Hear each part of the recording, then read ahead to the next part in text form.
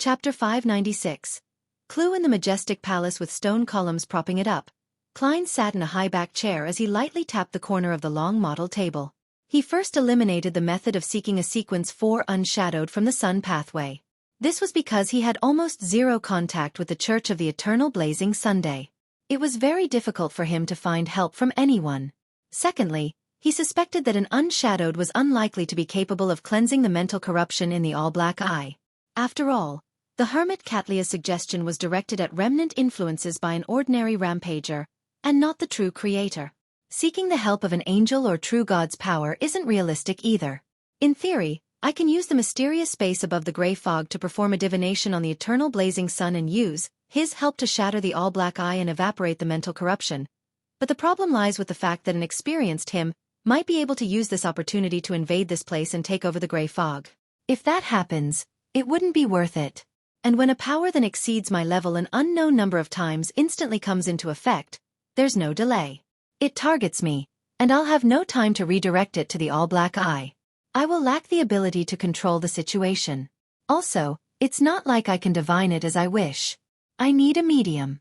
I previously used the mutated sun's sacred emblem, which had the eternal blazing sun's divine blood in it, as well as the ear that was corrupted by the true creator.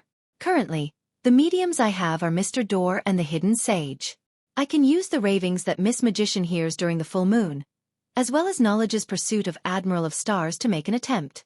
But similarly, the counterattack isn't directed at the all-black eye, and I don't have the means to divert the attack. Mr. Azik has yet to recover.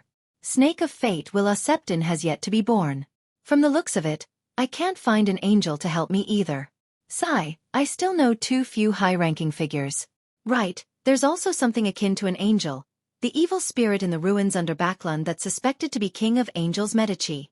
But that fellow is scheming with unknown plots and malicious intent. Unless there's no other method, I will not consider it. Yes, taking the risk isn't worth it at all. If that's the case, I might as well give up on the all-black eye and search for the main ingredients of a nimble right master. It's only the dust of ancient wraiths and the core crystal of a six-winged gargoyle. It's even possible that the former can be found in the underworld. In that case, performing a new search is a viable choice, while finding a mystical item that's similar to the blood vessel thief is another choice. With the gray fog shielding me, I can use its theft abilities to its full extent. I'll definitely be able to separate the true creator's mental corruption from the all-black eye, and I wouldn't be afraid that it would return. The easiest method is to throw the corrupted mystical item far away once the theft is completed. Then, I'll bring the pure all-black eye back to the real world, causing the physical separation of the two items. Well, how am I to find a similar mystical item? Mr. Hanged Man didn't say anything after seeing the methods, which implies that he doesn't know either. However, I can ask at the next tarot gathering. Ma'am Hermit, Miss Magician, Miss Justice, Little Sun, and Emlyn White all have their corresponding information and resource channels. I can try searching for it myself this week. I'll start with Vice Admiral Iceberg. Her third mate, Flowery Bow Tie Jodson, has beyonder powers that can steal. Perhaps he might know where there might be similar mystical items. Klein's thought process gradually cleared up as he formulated an initial plan. He first performed a divination before rapidly returning to the real world. He got out of the decadent state of laying slump in a reclining chair, drinking beverages and reading newspapers as he quickly set up a ritual. It was still 3 candles. But the difference was the symbol he drew. It was the sacred emblem of the god of knowledge and wisdom, an omniscient eye on an open book. The ritual's silver dagger also switched to a brass knife. In mysticism, the blue star corresponded to the god of knowledge and wisdom, and the metal that belonged to the blue star's domain was mercury and brass. Klein had long considered the problem of contacting Vice Admiral Iceberg Edwina Edwards. Therefore, he prepared a set of soul fall ritual materials. After a series of processes, he burned the corresponding herb powder, and he dripped the extract and essence from lavender and mint. Amidst the faint, clear and mysterious fragrance, Klein took a step back and used ancient Hermes to recite an incantation. I pray for the power of knowledge. I pray for the power of rationality. I pray for the God of wisdom's loving grace. I pray that you allow me to communicate with the spirit of Edwina Edwards, the teacher who pursues knowledge, the researcher of spirit world creatures, Vice Admiral Iceberg of the Seas, who hails from Lenberg. Klein's voice reverberated as the altar instantly turned gloomy and cold. Be it the brass knife or the metallic bottles, All of them floated up. It succeeded. The golden dream is still within 500 nautical miles. Klein first felt a sense of delight before he saw the flames of the 3 candles lengthen. They were tainted with a pale white with a hint of dark green. He knew that the soulfall ritual was essentially to free his body and allow the target's astral projection to possess him to establish an effective communication channel. He would be lacking in the necessary protection, making it easy to be attacked by the target of the soulfall ritual. Therefore, he had divined ahead of time to determine the danger from this matter. Besides, after meeting and conversing with her, he believed that Vice Admiral Iceberg Edwina wasn't a person with malicious intent. He temporarily found her trustworthy. At this moment, the wind within the wall of spirituality produced mournful sounds. Klein only felt an ice-cold power descend upon him from the void in an attempt to enter his body. Then, he was surprised to discover that it wasn't like he expected. He had the necessary strength to resist and control himself instead of being possessed by her. What's happening? Just as he had the thought, he began to see a faint, formless gray fog around him. This was a trait he possessed after advancing to faceless. The power of the gray fog was able to slightly leak into reality. Amidst his racing mind, Klein didn't hesitate to wave his arm. He pointed to a coat hanging on a coat rack, throwing the ice-cold power onto it. The black tweed coat on the coat rack strangely floated up as the arms raised up, looking somewhat clumsy. It was as though an invisible person was wearing his coat. The black coat floated 2 meters forward before coming to a pause. The 2 sleeves raised up and formed in times. What does that mean? Klein was taken aback before he realized what Vice Admiral Iceberg meant. Without a mouth I can't speak. Without hands I can't write. This is awkward. Klein thought for a moment and directly said, I need a mystical item that can steal the beyonder powers of others. Ma'am, might I know if you have one? If you don't, can you ask your third mate for me? Flowery bow tie Jodson? The corresponding answer can be written in a letter. Summon my messenger to send it over. The black coat sleeve spread out and motioned with a lowering gesture. Following that, it lost its soul and fell to the ground, no longer appearing as straight as before. That means yes? Klein sighed silently and quickly ended the ritual. He hung up the black coat and used a brush and handkerchief to clean it. Then, he wrote a letter and asked Mr. Azek a similar question. He summoned the messenger by blowing the copper whistle. After the letter was taken away, Klein attempted the third method with great drive. He took out the paper crane from his wallet and carefully spread it out. He wrote with a pencil on it. Might I ask where I can get a mystical item that can steal the beyonder powers of others? Putting down the pencil, Klein restored the paper crane according to its lines. He was quite pleased with his improvement at handicraft. In the evening, after Klein browsed through the prayers of his believers, he returned to the real world and went to the washroom to enjoy a rather comfortable hot bath. This allowed him to quickly fall asleep after entering his bed. This continued until he suddenly sensed an external force invading his dream. It was the same desolate plains with the towering pitch-black steeple. With familiarity, Klein passed through the doors and walls until he entered deep inside the tower. There was still a deck of tarot cards scattered here. They surrounded a central protrusion as though they were making a declaration. However, as a seer, Klein could only interpret it as chaotic and contradictory. On the protruded area, the text had already changed. The silver words formed 3 sentences. The first line wrote, I'm only a child that has yet to been born. Klein's expression froze as though he was hearing an infant cry. Please, I beg you. Don't make things difficult for me. Such communication is very tiring. The second line was equally succinct. The clue lies in you. The third line was, don't ask me what the clue is because I have no idea either. That is to say that Snake of Fate will Septon can foresee a clue on me, but he is unable to foresee what it is exactly. That feels like a charlatan's divination. No, I can't say so. I can't include myself in such criticism. Klein remembered the information and exited the dream before returning back to sleep until daybreak. After breakfast, he began recalling the items and matters he had experienced before to seek out the so-called clue. At this moment, his spiritual perception was triggered as he quickly activated his spirit vision. The skeleton messenger remained huge, but unlike the last time, its head didn't pass through the ceiling. This was because it had spewed up from the floor, so half its head was in the level below. In such a situation, it looked at Klein at his eye level and placed the return letter on his palm. Seeing the messenger crumble like a falling waterfall, Klein was taken back. he muttered, feeling both angry and amused. So you do know some manners.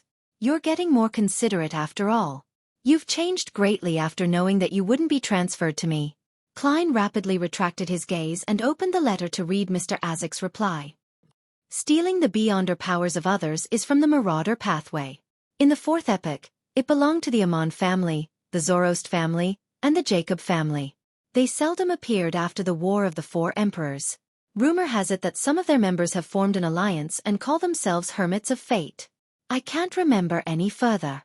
You can try attacking from the angle of the descendants of these three families. So a blasphemer refers to this pathway?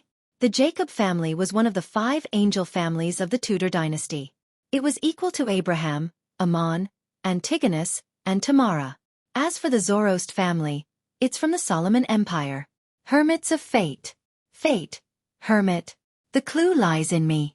Klein suddenly sat up and recalled an item. It was the mysterious badge from Lenivus. The symbols on it were none other than that of fate and concealment. Chapter 597. Klein's plan. Lenivus is likely a Sequence 8 swindler. This happens to be from the Marauder pathway. It's not incomprehensible or unacceptable that he would have the admission ticket to the corresponding gathering. On the contrary, it's very logical. Purchasing a mystical item, which can steal the beyonder powers of others, at a gathering with the Hermits of Fate is definitely much easier than other circles. From the looks of it, this is the so-called clue Will Septon mentioned. Klein sat by the edge of the bed and suddenly brightened up. He hurriedly set up a ritual to summon himself and went above the gray fog to bring back the eyeball-sized badge to the real world. On the front of the badge was a symbol that depicted fate and concealment, and behind it was a ring of tiny and compact words in ancient Hermes. You can join if you have this item. Klein was just about to inject his spirituality to activate the badge and send out the information, to synchronize it with the latest gathering time and location when he suddenly turned hesitant. How careless am I? I actually forgot to divine if doing so will be dangerous. If that gathering has Lenivus's demigod senior and he uses it to lock onto me, that will be troublesome. It's just like how Vice Admiral Ailment Tracy was able to quickly find a demoness of unaging to help her. I must take precautions. A person should be rash when the time calls for it, and be a coward when necessary. Klein smacked his forehead and cautiously returned to the mysterious space above the gray fog where he used spirit dowsing to perform a divination. After receiving a revelation that there wasn't any danger, he breathed a sigh of relief and left the gray fog. He then sat in the reclining chair in his inn room.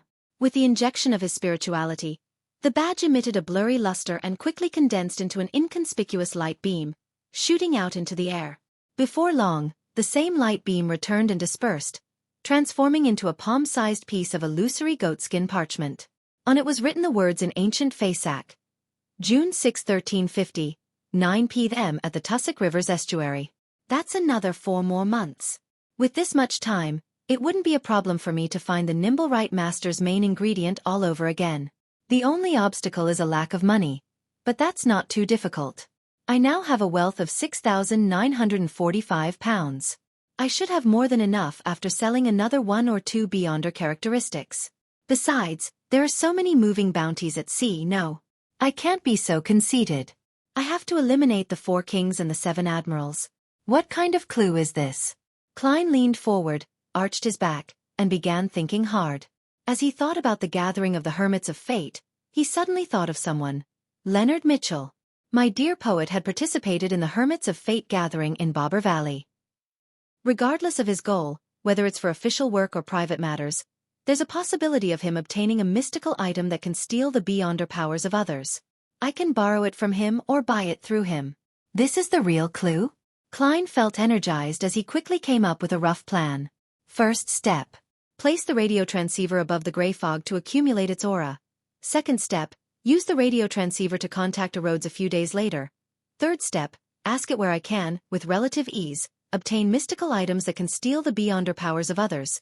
If the answer is very clear, the fourth step will follow what the information says, easily completing my goal. If the answer is vague or fraught with danger, the fourth step can be to ask my dear poet's present location. The fifth step is to get Emlyn White to take this badge to find my dear poet to see if he has any corresponding items and if it's possible to do a transaction. I won't appear in person, for I might end up being recognized. That will similarly make it very troublesome. As for Emlyn, he's presently considered someone from the Church of Earth Mother, no, considered a ghost of the Church of Earth Mother. To get him to initiate first contact, even if he were reported by my dear poet or ends up captured on the spot, he wouldn't be framed or put up for torture. With the plan on what to do and how to proceed, Klein immediately felt refreshed. In his good mood, he decided to head out to eat a Byam delicacy, roasted fish. Above the blue sea, the Golden Dream, which was sparkling thanks to the setting sun's golden rays, was silently cruising forward. Receiving his captain's permission, Danitz apprehensively walked into her room with his head up as people stared at him with envy. Bookshelves filled the room and on top of them were different books. Vice Admiral Iceberg Edwina stood in front of a desk as she held a black fountain pen in her hand. She quickly wrote the following. I do not have similar items. Same for Jodson. He says he will help you look out for it, but that will require you to be sufficiently lucky. Edwina raised her head and turned her clear, aqueous blue eyes to look at Danitz. You, hold the ritual to summon Gehrman Sparrow's messenger. At that moment, Danitz was wondering if he would receive any special treatment from his captain, but when he heard that, he pointed at himself in astonishment. Me? Yes. Edwina folded the letter, straightened her body, and nodded. This can help you familiarize yourself with similar rituals. In the future, I'll be testing you on this. All right. Danitz hid his disappointment as he tried his best to recall the procedure as he slowly set up the ritual that only needed one candle. Finally, under Edwina's watch, he took out a shiny lone gold coin and placed it on the altar. After taking the letter, Danitz ran through the subsequent ritual in his mind twice before he dared to do it. He took a step back and said in ancient Hermes, I summon in my name, the spirit that wanders about the unfounded, the friendly creature that can be subordinated, the messenger that belongs to Gehrman Sparrow. Whoosh! The wind howled in the wall of spirituality, sending Danitz's yellow hair flailing upwards. The flame rapidly burgeoned to the size of a human's head. It was as pale as the letter in Danitz's hand. Soon, Danitz saw long blonde hair, bloodshot eyes, and a gorgeous head appear. Hiss! Gehrman Sparrow's messenger is very unique. How can a spirit world creature look like a human? And it's so beautiful at that. She's just slightly inferior to Captain, Danitz suddenly choked because he discovered that the head didn't have a neck underneath. Furthermore, it was held up by a pigtail with a hand. He looked in a daze as one head after another appeared. He saw the headless figure dressed in a complicated dress appear before him. She's indeed a creature from the spirit world. He felt ashamed for having those thoughts. Taking a deep breath, Danitz hurriedly handed over the letter and saw one of the beautiful heads open its mouth to bite at it with pearly white teeth. At this moment, Rionette Tinker's other head bit on the gold coin on the altar.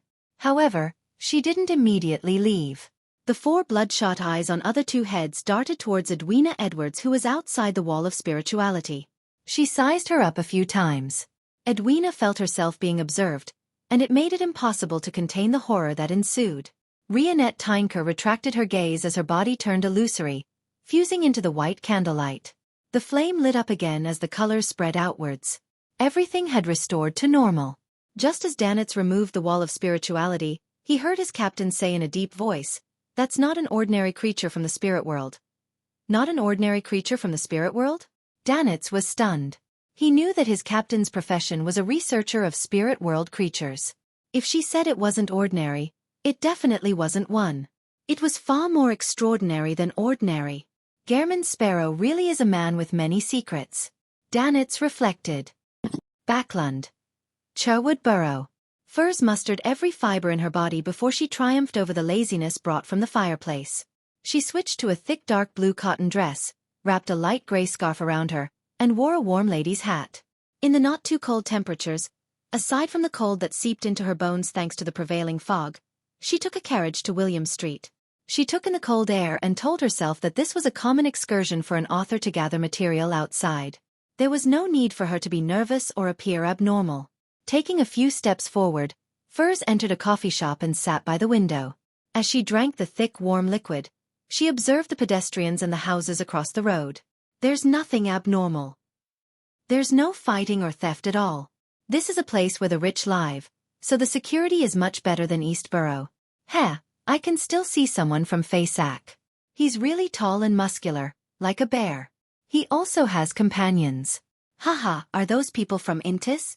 They really wear exaggerated clothes. It's like they're acting in a play. Backlund is indeed the capital of capitals. I can meet many foreigners here. Furs gradually forgot her goal and opened up a notebook to record down material for her novel.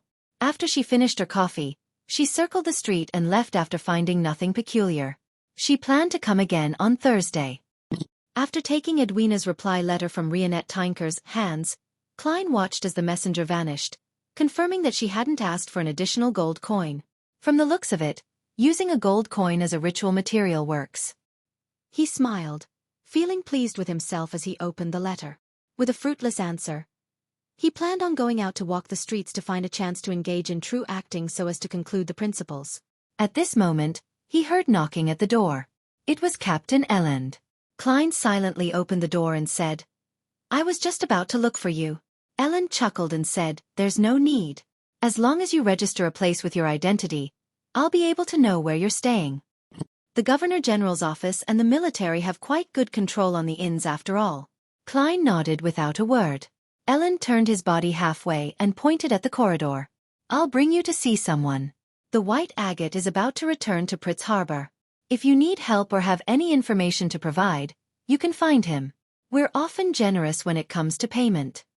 This was what Klein had previously mentioned to him before. All right. Klein reached out to the coat rack.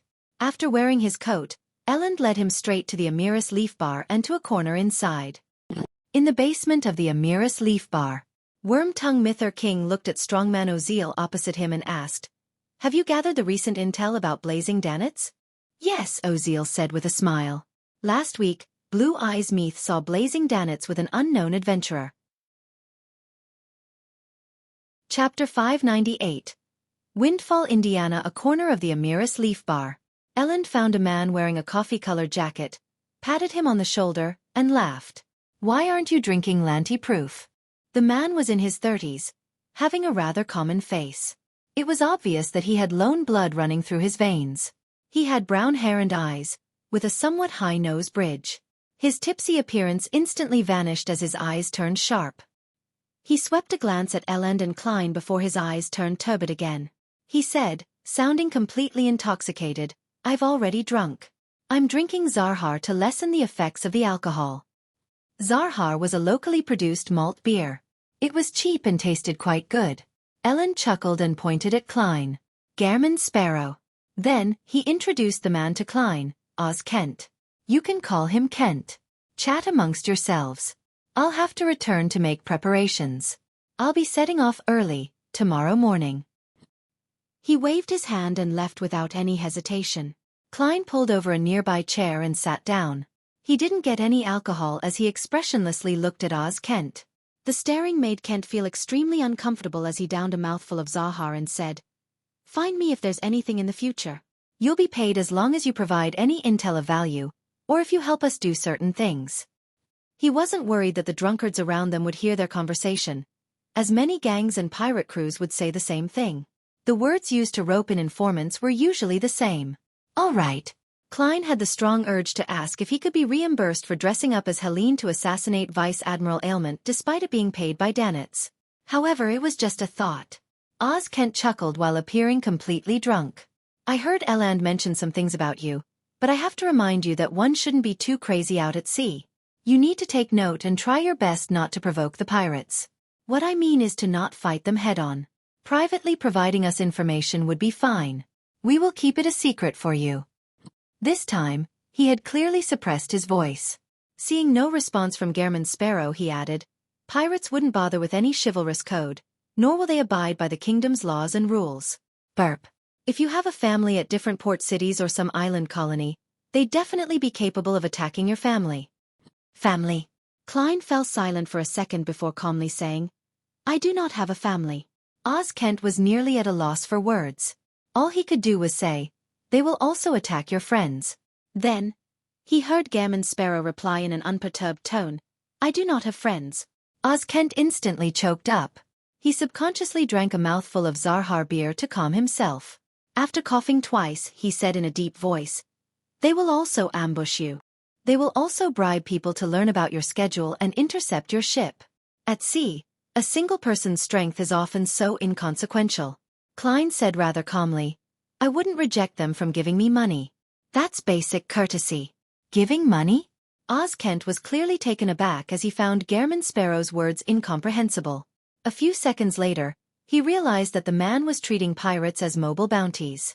He drank mouthful after mouthful of beer, momentarily at a loss for words. In the basement of the Amiris Leaf Bar, an unknown adventurer? Worm-tongue Mither King's mind stirred as he sat straight up. Strongman Ozeal nodded. According to Blue Eyes Meath, that adventurer is new. He likely hasn't been to the archipelago for long, but Meath felt that he was considerably dangerous. Considerably dangerous? Could he be the person who killed Steel Mavady and company with blazing danets? Could it be the person who disguised himself as Helene to attack Captain? Mither immediately made certain connections as he asked with a deep voice. Do you have his photograph or a portrait? Ozeal beckoned to a subordinate and received a piece of white paper. We used a ritual to get Blue Eyes Meath to draw the unknown adventurer's appearance. As you know, it's different having a firm footing in Biom's underground world than being a successful pirate. I need supporting members. Sigh, to hire them, I spent quite a bit of money. Mither could read between the lines as he chuckled. As long as you get to the bottom of this matter, Captain wouldn't be stingy with her reward. He took the portrait, spread it out, and discovered a cold-looking man with black hair and brown eyes.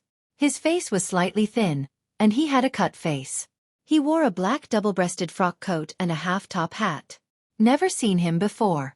It's impossible to confirm if he's the person who disguised himself as Helene. Mither raised his head and said, Find out his identity and whereabouts. I've already instructed my men to do it, Strongman Ozeal said with a deep laugh. The two fell silent at the same time as they drank their Southville red wine. A few minutes later, a bar bouncer entered and broke the silence. He glanced at Worm-tongue Mither, leaned in towards his boss's ear, and whispered. Ozeal's expression instantly turned odd as an unconcealed smile appeared. He put down the wine glass and said after pausing, That unknown adventurer has been found. Where is he? Mither asked. Ozeal pointed upstairs. At this very bar. Mither looked up at the ceiling and remained silent for a few seconds. I'll go up to verify. He believed that having had some interaction with the disguised Helene, he had a general understanding of the man's abilities. He believed that no matter how good the man was at disguising himself, he would definitely feel a sense of familiarity. Therefore, he decided to confirm it himself. According to his usual habits, he wouldn't have taken such initiative and would instead perform an investigation from the outskirts. Only with enough confidence would he get himself involved. But this time, he wasn't too convinced of Ozeal's subordinate. If it was really the person who disguised himself as Helene, he would immediately change his appearance and identity and vanish once he noticed something was amiss. Besides, Mither knew that he was presently being punished by his captain. He had to quickly perform a deed of merit in order to return to the Black Death. Sigh, regardless if I was lacking in ability or not being careful enough, the outcome cannot be changed. I was fooled by that disguise and brought her onto the Black Death, nearly killing Captain. If it were Kalangos, he wouldn't have spared me. Heh, he has always been very greedy. He had long thirsted for my beyonder powers. Captain didn't believe that I had been in cahoots with the assassins simply because Kalangos could also change his appearance with creeping hunger. She didn't summon people to surround and kill me. She only sent me to Biome to investigate this matter. She's already being forgiving enough. Compared to Kalangos, she is truly a captain worthy of being loyal to. I have to quickly provide some meritorious service and find an excuse to contact her, so as to live up to her treatment towards me. As Mither King got up and walked out, he couldn't help but have these thoughts churn through his mind. Although he was a pirate who had killed countless and had plundered countless ships, he had a soft spot in his heart. Besides, he didn't notice that he was being constantly mesmerized by Vice Admiral Ailment Tracy via prolonged interactions with her. His fondness for her had seeped deep into his bones. Even if Ailment Maiden didn't have helpers, he wouldn't have resisted, kneeling down and kissing her toes at her behest. Of course, this didn't affect his fantasies of doing countless deeds with Tracy.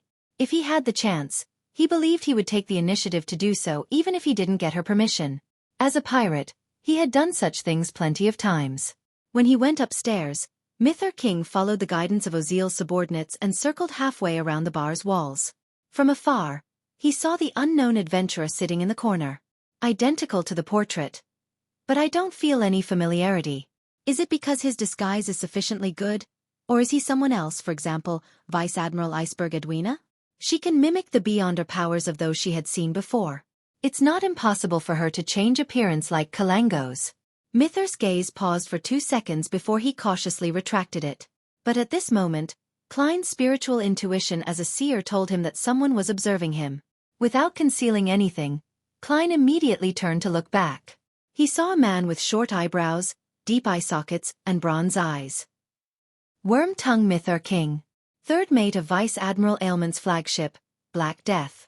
Klein instantly recognized the person observing him. Instantly, 2 thoughts flashed in his mind. One of them was, 5,400 pound bounty. The other was, why is he observing me? He managed to find me by investigating Danitz? The military contact person, Oz Kent, discovered Gehrman Sparrow's abnormality as he traced his gaze. However, due to his angle, he was blocked by a few drunkards. At this point in time, Klein already instinctively came up with a solution. It was to pretend that he didn't recognize Mither King, retract his gaze, and get a cup of alcohol to drink.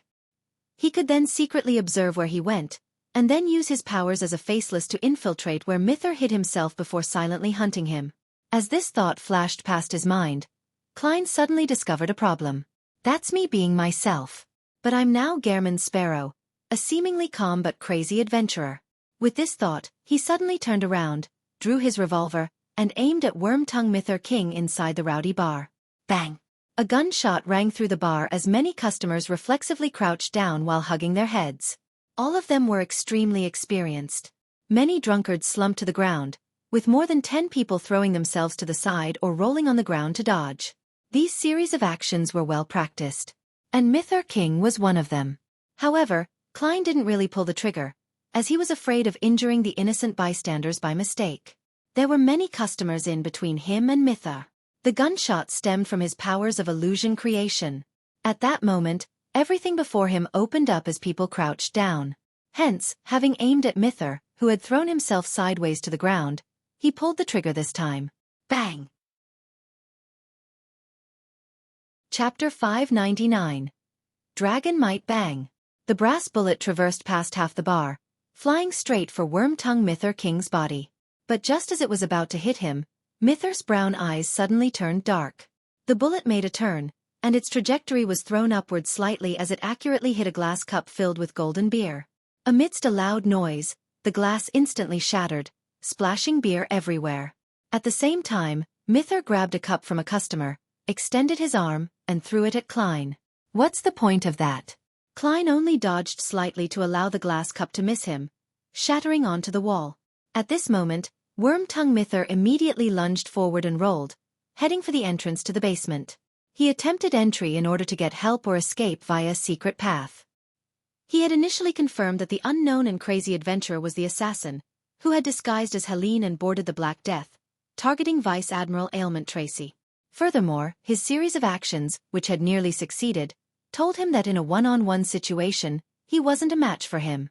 This was a powerhouse at the pirate admiral level. Tap, tap, tap. Klein quickly chased after Worm-tongue Mither. He was fast and agile. Despite being inside the chaotic bar, he didn't step onto anyone. Seeing that the bouncers in the basement were coming with revolvers in hand, and how Mither King was about to enter the basement with bouncers in the bar approaching, Klein didn't hesitate. He suddenly clenched his left hand.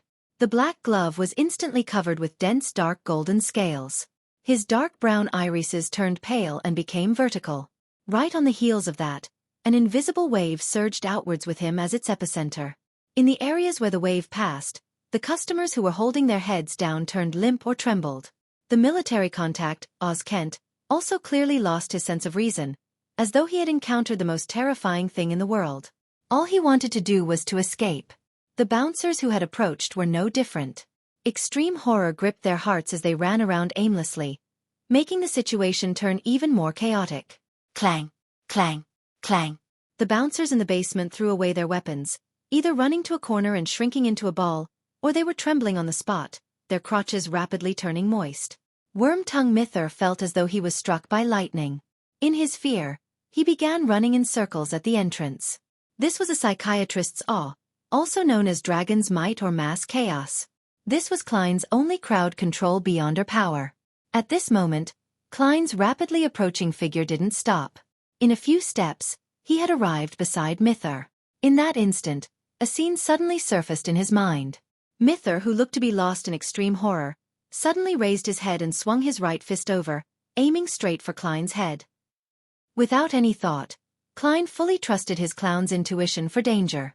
He immediately bent down and turned his body sideways.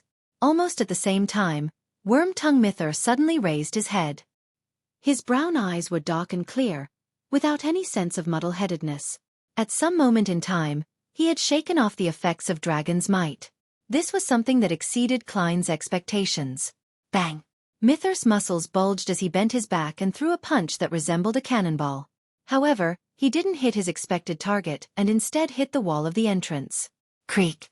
The spot where his fist connected threw up pulverized bricks. Quickly, a huge hole that seemed to be covered in a spider web appeared. The entire bar seemed to shake. The power of the punch was far stronger than a revolver's bullet. But at this moment, Klein had already flashed behind him. His body straightened up again as his glove seemed to be covered in a layer of gold. His brown eyes lit up with 2 flashes of lightning as they shot out like bullets. Interrogator's psychic piercing. Ah! Mither King let out a shrill cry, but he didn't fall to the ground. He rolled as he grimaced in pain, holding his arms to protect his head. He soon magically recovered from the pain of psychic piercing, but he felt ice-cold metal at his forehead. He saw the cold and thin adventurer pull the trigger. At such a close distance, even though psychic piercing's effects could only be maintained for a second, it was enough for Klein to raise his right arm and place the revolver's barrel at Worm-tongue Mither King's head. Bang!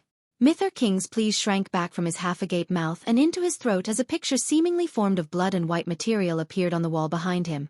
It was melancholic, fresh, and messy. The luster in his eyes vanished as Mither collapsed backward, leaning against the wall before sliding to the ground. At noon on the 1st of February 1350, Worm-tongue Mither was hunted. Klein glanced around at the chaotic bar and closed the door to the basement. He chained the door with the existing chains and forcibly made a knot. He bent down and dragged Mither King down a few steps, but he didn't directly enter. As he was wary of enemies who might suddenly charge out from inside, he opened up his palm and aimed it at Worm-tongue Mither's corpse from above. He had no qualms about grazing the Black Death's third mate.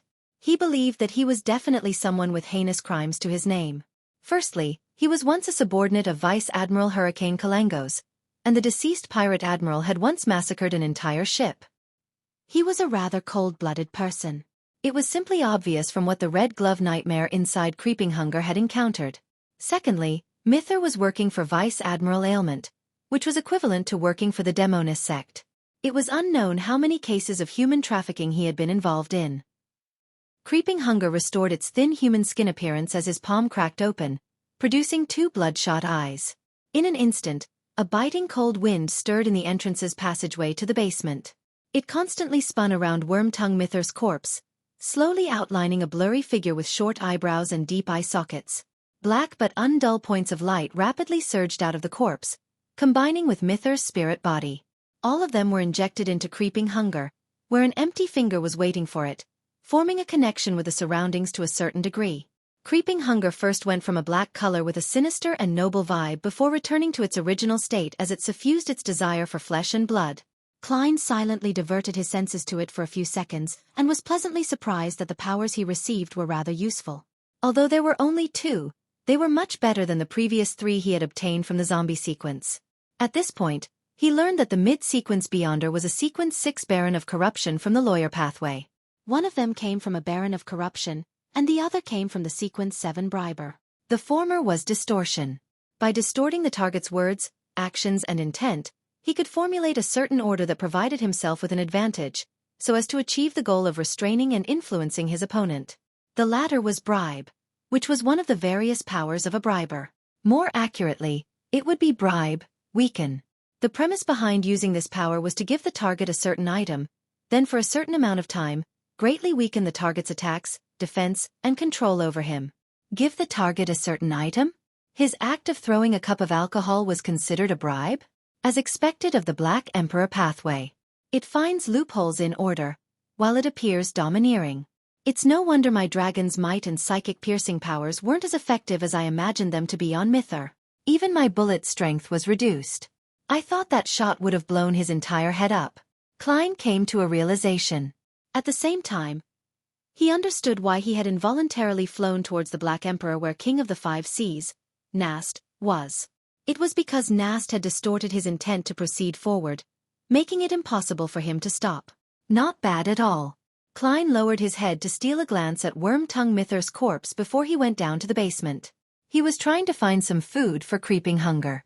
It was unknown whether it had to do with him throwing creeping hunger above the gray fog repeatedly, but creeping hunger wasn't as crazy anymore. It seemed to be able to bear with its hunger.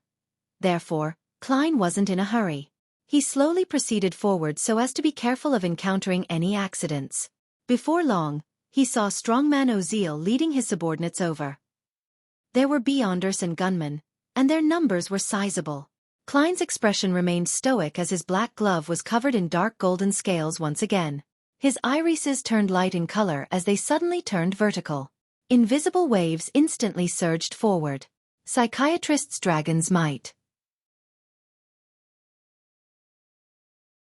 Chapter 600.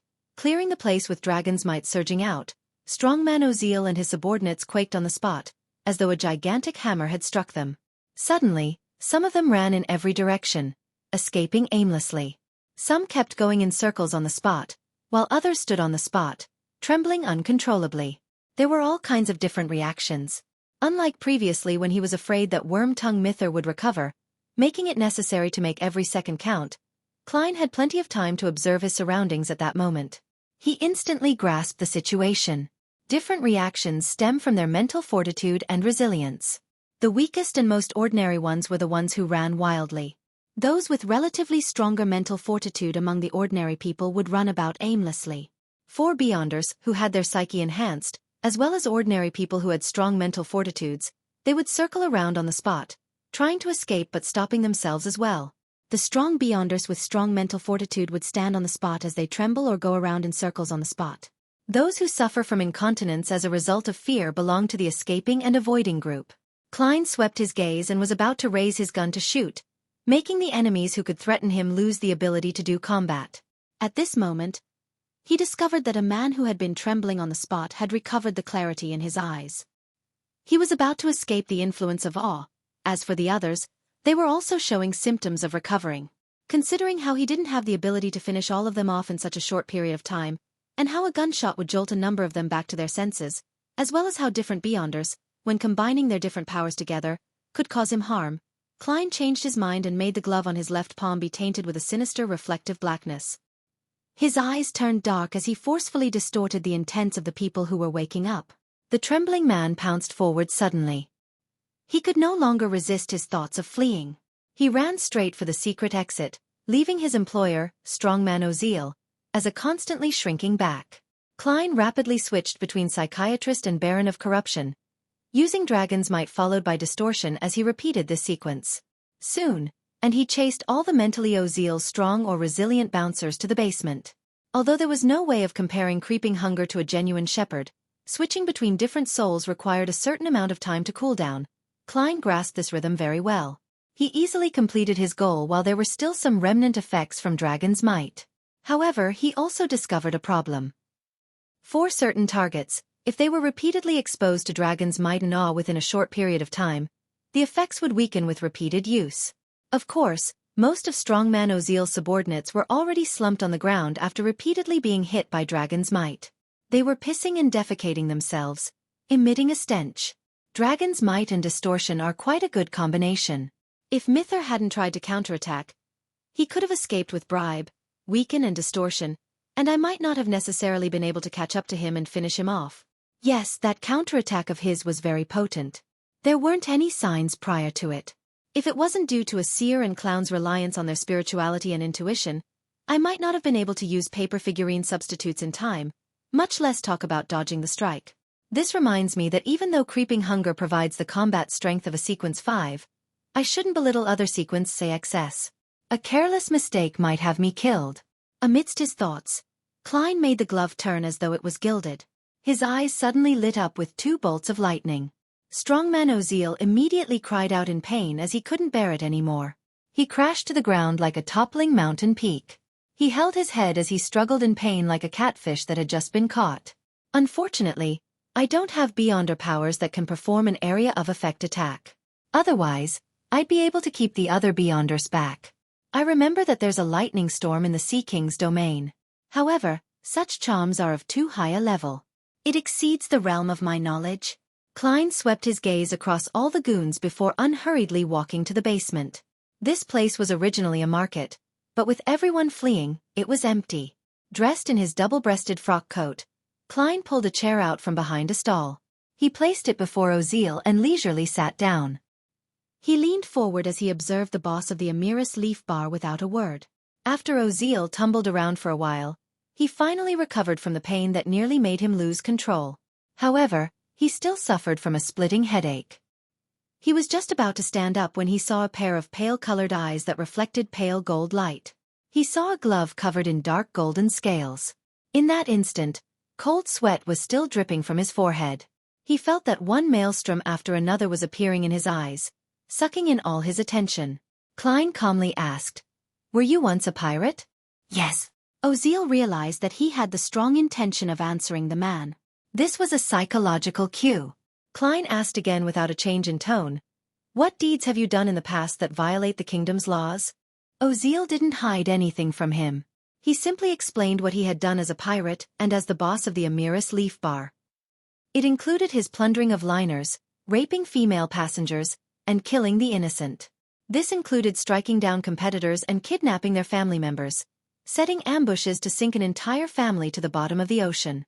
Klein listened to all of this in silence, and the corners of his mouth curled up slowly.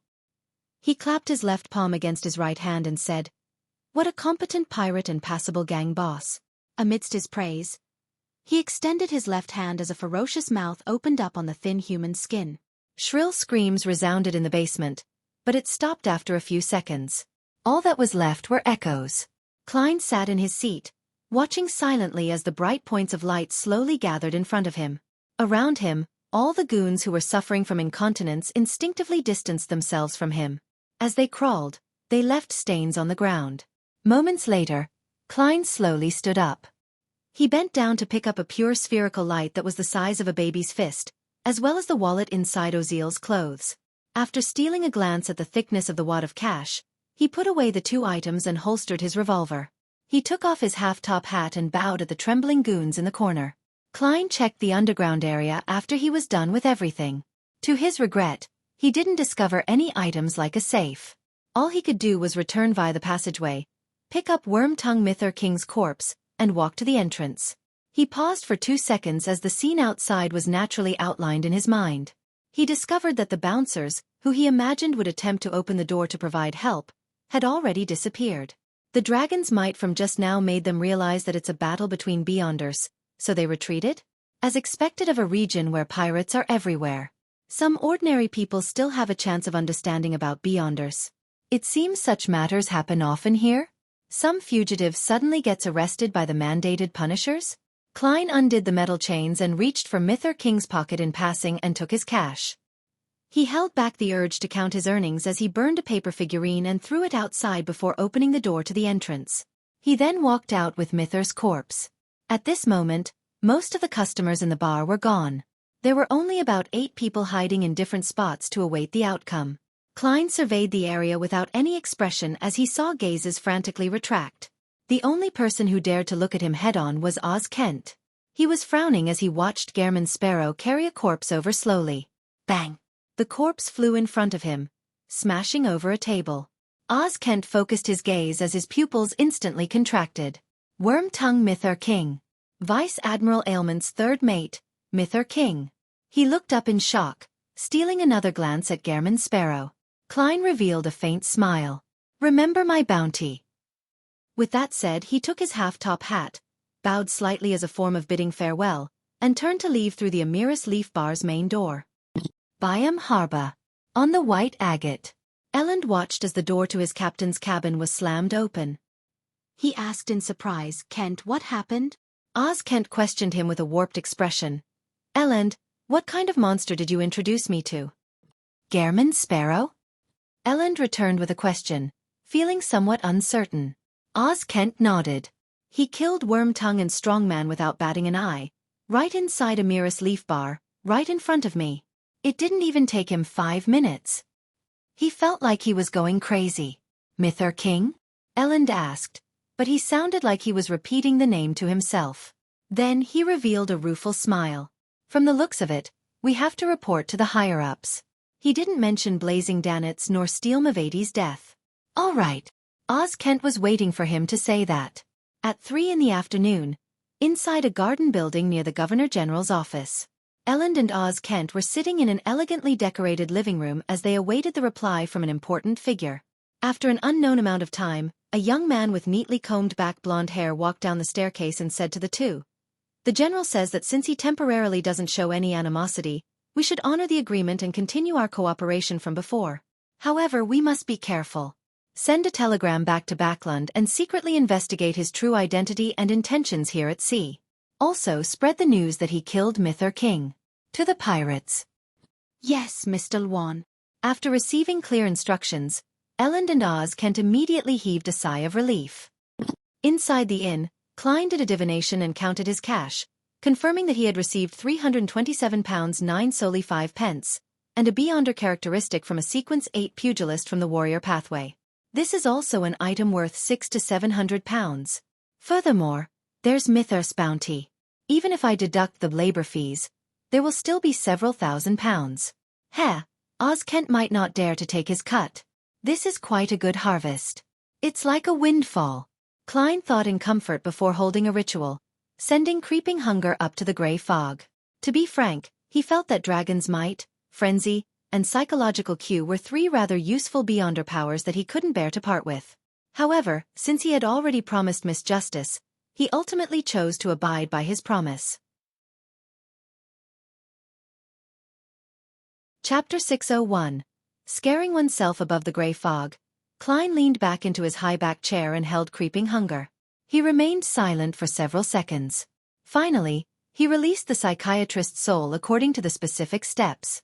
A tall figure quickly appeared by the side of the bronze table. It was a woman whose face looked somewhat blurry. Her pain and distorted feelings was apparent. Klein looked at her and asked her as though he was chatting with her. "Do you still remember who you are?" In the mysterious space, he could directly channel her spirit. The psychiatrist's enmity reduced substantially as she smiled bitterly. "Of course I remember. I was a member of a secret organization and was planning to meet a friend in Toscarter Island, but I ended up encountering pirates on the way. Although I used my powers to resolve the disaster, the pirates who escaped informed Kalangos of the corresponding situation. In order to obtain my powers, he deliberately changed course and intercepted our ship. You can probably imagine what happened after that. Thanks to his meticulousness, I was killed instantly, unlike the other female passengers who encountered things that were worse than death." Klein fell silent for a few seconds before nodding slightly. "Do you know of the ancient book known as Grozel's Travels?" He believed that since Grozel's Travels came from the dragons, it was possible that the psychiatrist had heard of its name or the corresponding information. The female psychiatrist thought over it carefully before shaking her head. "I'm sorry. I've never heard that name before."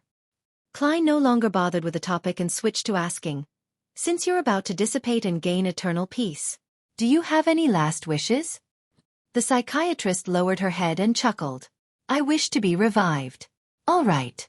I know that this wish cannot be satisfied. Everything else isn't necessary. I've been dead for years. My family and friends have probably already received news of my death. Informing them again of my death will only dig up the pain of those memories. Let's leave it at that. Thank you." That should be it. Her figure quickly dissipated and vanished, leaving behind a huge golden iris that could expose the thoughts of everyone's hearts. This was the Beyonder characteristic of a psychiatrist. Klein sighed and began pondering over the details of what the psychiatrist had said. She was visiting a friend at Toscarter Island alone without any family. Toscarter Island is located at the easternmost front of the Sonia Sea, and it's south of the Gargas Archipelago. That's the easternmost colony of the Lone Kingdom, while the Gargas Archipelago belongs to the Faesac Empire. What kind of friend would be there? What kind of friend is worth visiting after taking such a long trip? Although she only said that she's from a secret organization, the chances are that it's the psychology alchemists. Was she out on a mission? Klein respected the deceased and didn't wish to dig out her secrets, so he didn't probe deeper. Without any clues, he quickly stopped thinking about such matters and considered something else. After hunting down Worm-Tongue Myth King, regardless of the reason, I have to leave Biome for the time being. I've really done quite a bit in the City of Generosity during this period of time. Yes, I'll participate in about 3 Beyonder gatherings and confirm whether there are the main ingredients of Nimble Right Master before leaving. Klein rapidly made a decision and conjured a scene of the world praying. Covering it with the gray fog, he threw the scene to the crimson star representing Miss Justice. Audrey was standing on the balcony on the 3rd floor looking at the nearby village. The rooftops were mainly brick red in color as they showed depictions, abstract pictures, or real pictures of dragons. Suddenly, the familiar endless void surfaced in front of her eyes. Amidst the gray fog, a blurry figure was standing high above, praying to the god above. Honorable Mr. Fool, please inform Miss Justice that she can make preparations for the transaction. I can make preparations for the transaction? He has obtained the Beyonder characteristic of a psychiatrist? But he still didn't have one yesterday. The world's efficiency shocked Audrey as she nearly forgot to thank Mr. Fool. Thankfully, she was no longer the green and naive lady from before. She had been exposed to several major matters and rapidly calmed her mind as she sincerely thanked him. She passed on the message for Mr. World to wait another 2 to 3 days as she was preparing to pay off the money she owed to Mr. Fool's Blessed. Although she had sufficient money, she had to maintain a minimum balance. Otherwise it was easy for others to notice something amiss. After the illusory gray fog dissipated, Audrey silently looked down at Susie, who was admiring the garden on the 1st floor, before pacing around and secretly clicking her tongue. Mr. World is really terrifying. Evening, in the seaweed bar. Having just squandered all his money at the casino, Blue Eyes Meath sat before a bar counter and ordered a cup of Lanty Proof. He was just about to raise the cup when he suddenly heard the bartender whisper to him with a suppressed voice. Worm-Tongue Mither is dead. What? Who did it? Blue Eyes Meath was first alarmed before he asked excitedly. Someone is challenging Vice Admiral Ailment? An adventurer named Gehrman Sparrow. He wasn't known at all before. Who knew that he finished off Mither? The bartender didn't hide his shock and alarm. He also killed Ozeal, the real boss of Amiris Leaf Bar, Strongman Ozeal. Blue Eyes Meath was just about to sigh when he frowned suddenly. Back when Ozeal's men came to ask him about Blazing Danets, he had mentioned that the bosun of the Golden Dream was seen mixing in with an unknown adventurer. He had used a ritual to provide the corresponding portrait. Ozeal is dead. Mither King is dead. It's done by an unknown adventurer named Gehrman Sparrow. Blue Eyes Meath suddenly trembled as a scene that left a deep impression on him surfaced in his mind. The young man that looked like a gentleman was standing by the entrance of the bar. He had black hair and brown eyes, with a thin and cut face. His eyes coldly observed the customers as though he was seeking out his prey. Blue Eyes Meath shuddered and couldn't be bothered with drinking his alcohol. He got up immediately and took wide strides out of the bar. Terrifying. That guy is too terrifying. Even Worm-Tongue died at his hands. He's definitely a powerhouse at the Admiral level. He will definitely seek me out and finish me off. No, I can't stay in Biome any longer. I have to return to the ship and be far away from here. Blue Eyes Meath ran to the Red Theater and forcibly pulled his companions with him. They headed for the woods and circled around to the private harbor ran by the Resistance. Opposite across the Red Theater, the herb store in the alley remained open. The chubby apothecary, Dark Will, was sitting behind the counter, wearing a calm expression, but internally, he was deeply worried. He had already contacted the Life School of Thought members, he knew via various methods and sought their help. However, he had no idea who they were or when they would come.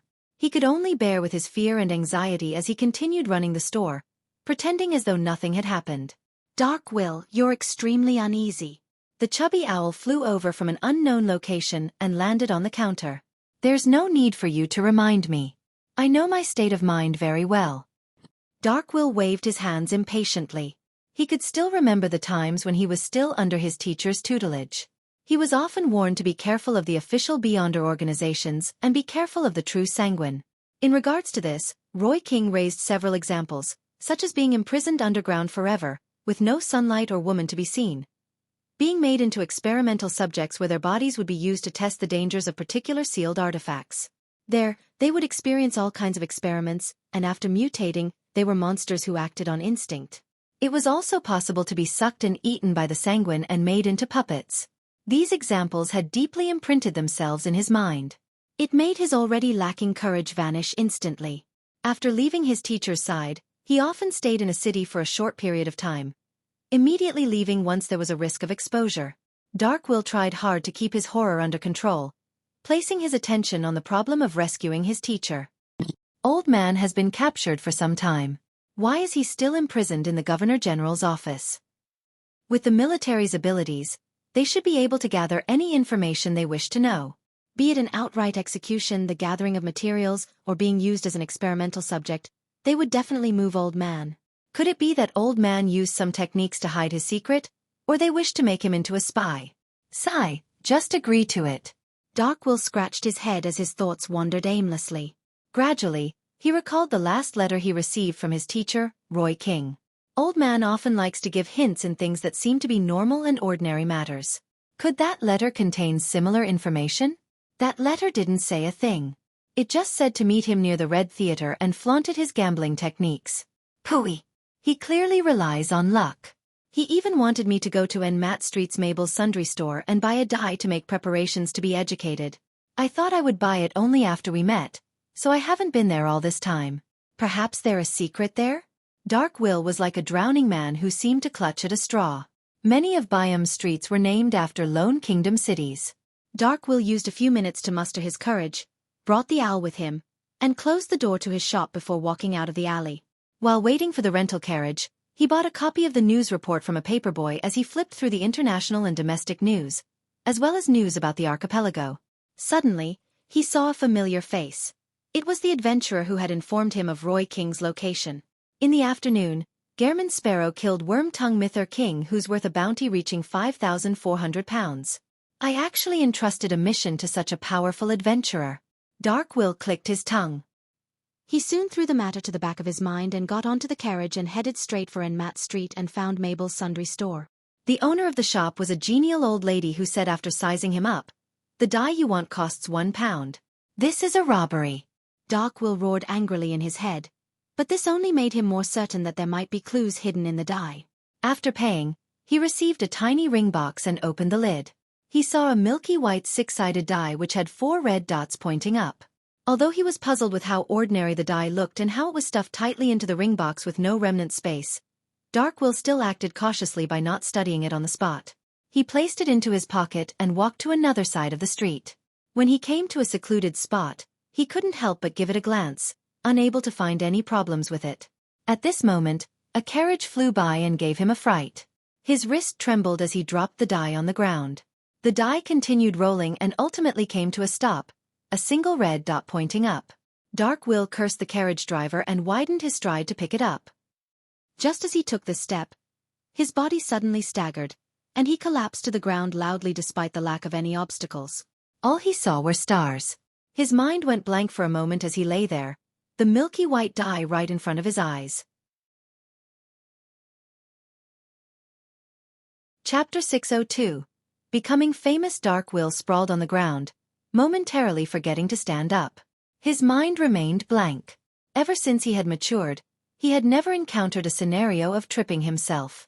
After consuming the potions, his body had experienced enhancements to a certain degree, making it even more impossible. Now, for some baffling reason, he had fallen down in an inexplicable manner. Did I step on something?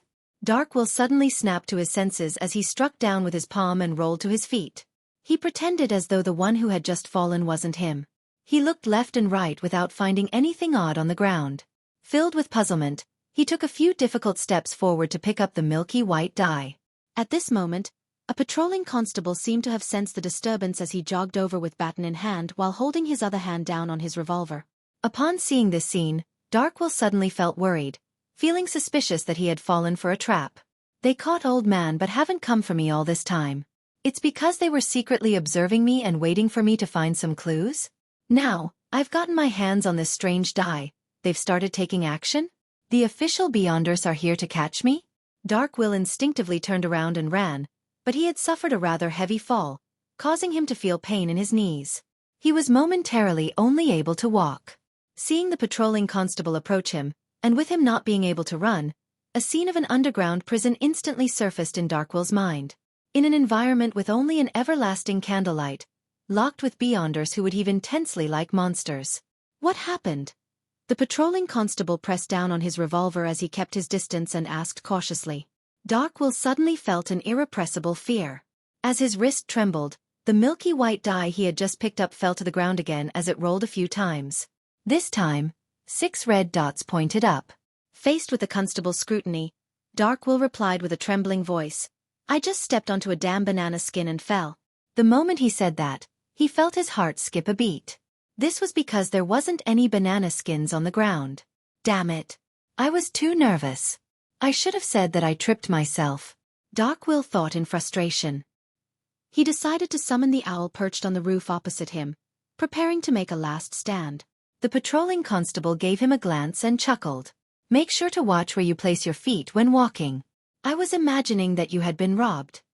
He released his palm on his revolver, raised his baton, and walked away. In a daze, Darkwill looked at the constable's back that was opening up a gap from him. He wasn't sure how the constable had so easily believed his excuse that was filled with mistakes. He retracted his gaze and looked at the milky white die which was sitting on the ground in silence. He slowly frowned. "I'm not pure Loanese. The constables here don't need to suck up to me. Could it be all thanks to this? Be it my strange fall or my weird way of convincing the constable, it was all because of this? Is this that important sealed artifact which teacher was taking care of?" Darkwill quickly made certain connections as he carefully proceeded forward. He picked up the die again and stuffed it into the extremely tiny ring box. In the box, the die had no room to roll. Signaling to his owl, Darkwill picked up the news report copy, stopped a rental carriage, and hobbled up. His destination: Red Theater. The carriage smoothly proceeded forward. Because dusk was setting in, the street lamps which were relatively far away didn't illuminate the area much. He wasn't in a rush to study the ring box or the die inside. He patiently waited until he returned home. After entering the herb store and heading up to the residential area on the second floor, he lit the wall lamp and chased the silly bird out of his room.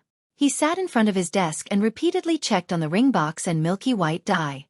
Finally, he took out a folded piece of paper about the length of a finger segment from the bottom of the ring box. Darkwill inhaled silently as he quickly spread open the piece of paper, and discovered that there were 3 paragraphs written in ancient Faesac. "If I didn't appear 3 days after the appointed time, then I must have been betrayed and have been arrested. Therefore, do not seek out help from the other members of the school of thought.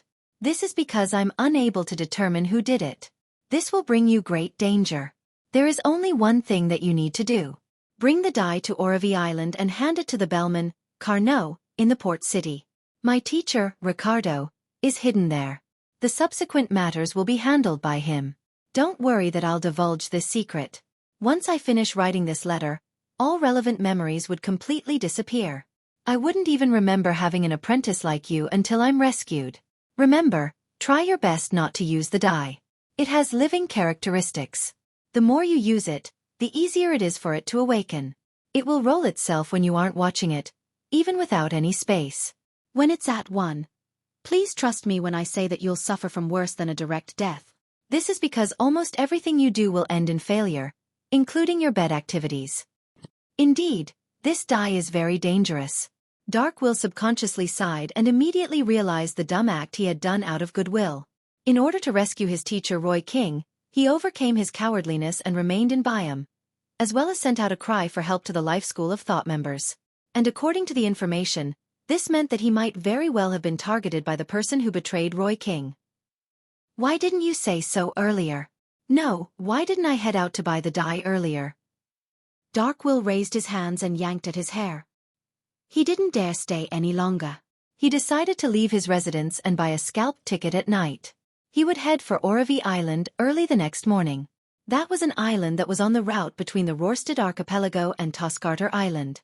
My charms, my revolver, my bullets.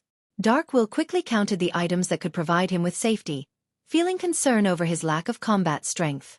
He quickly thought of an idea as he paced around and mumbled, "I need to hire a bodyguard.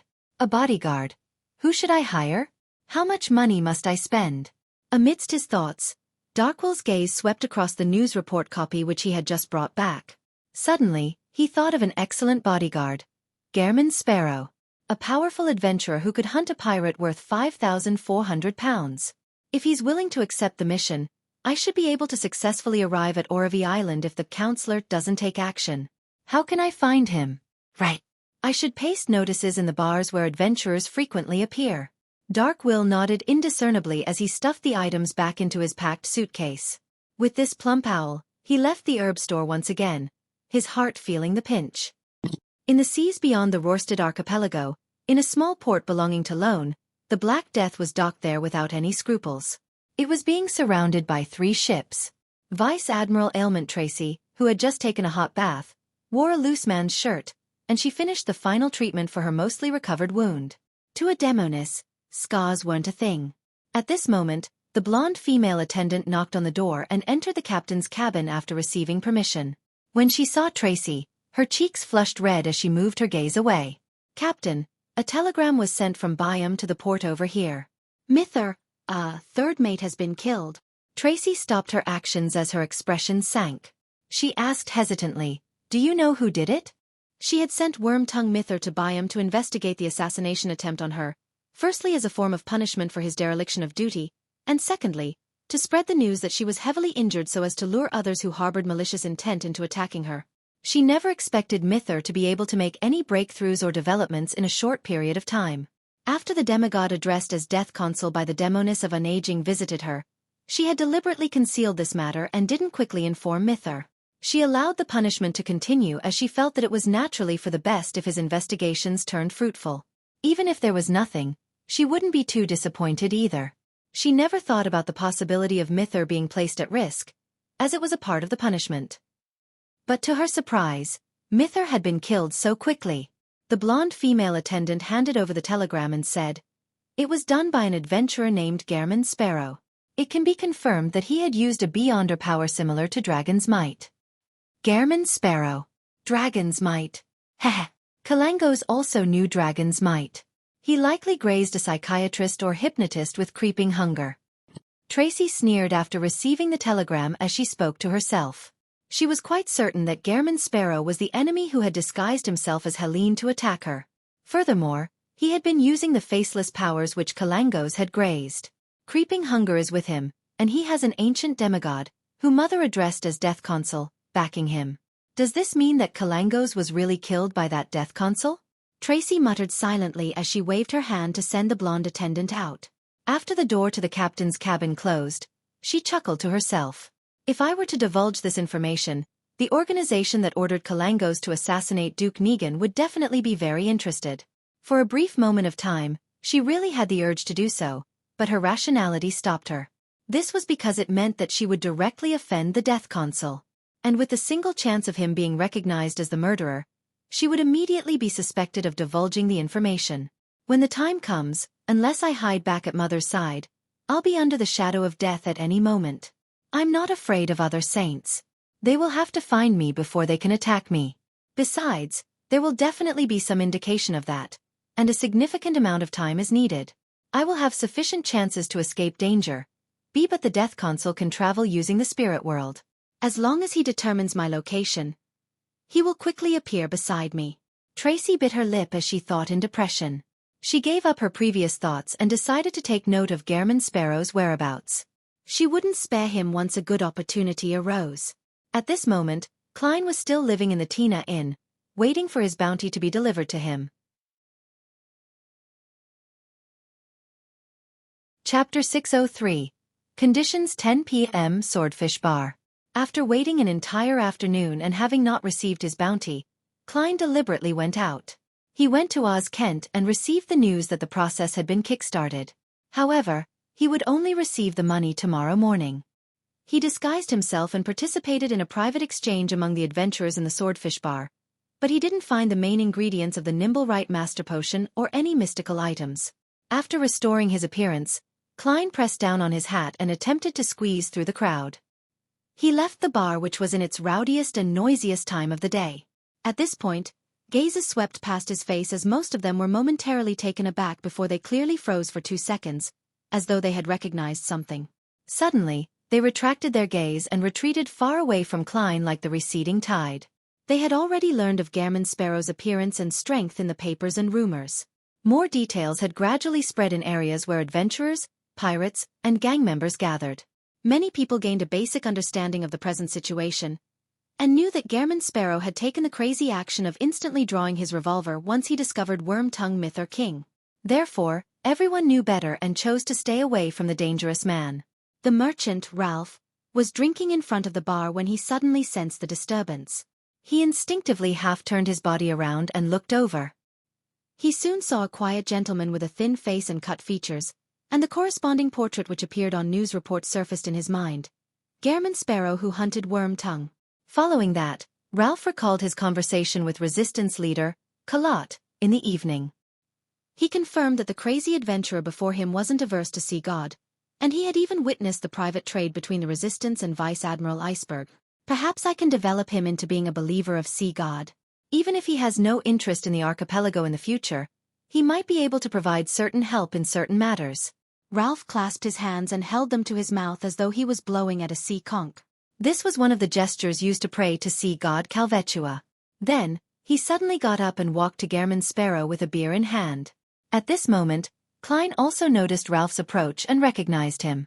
That was a devout believer who was willing to offer up a third of his 20,000 gold pound wealth to sea god.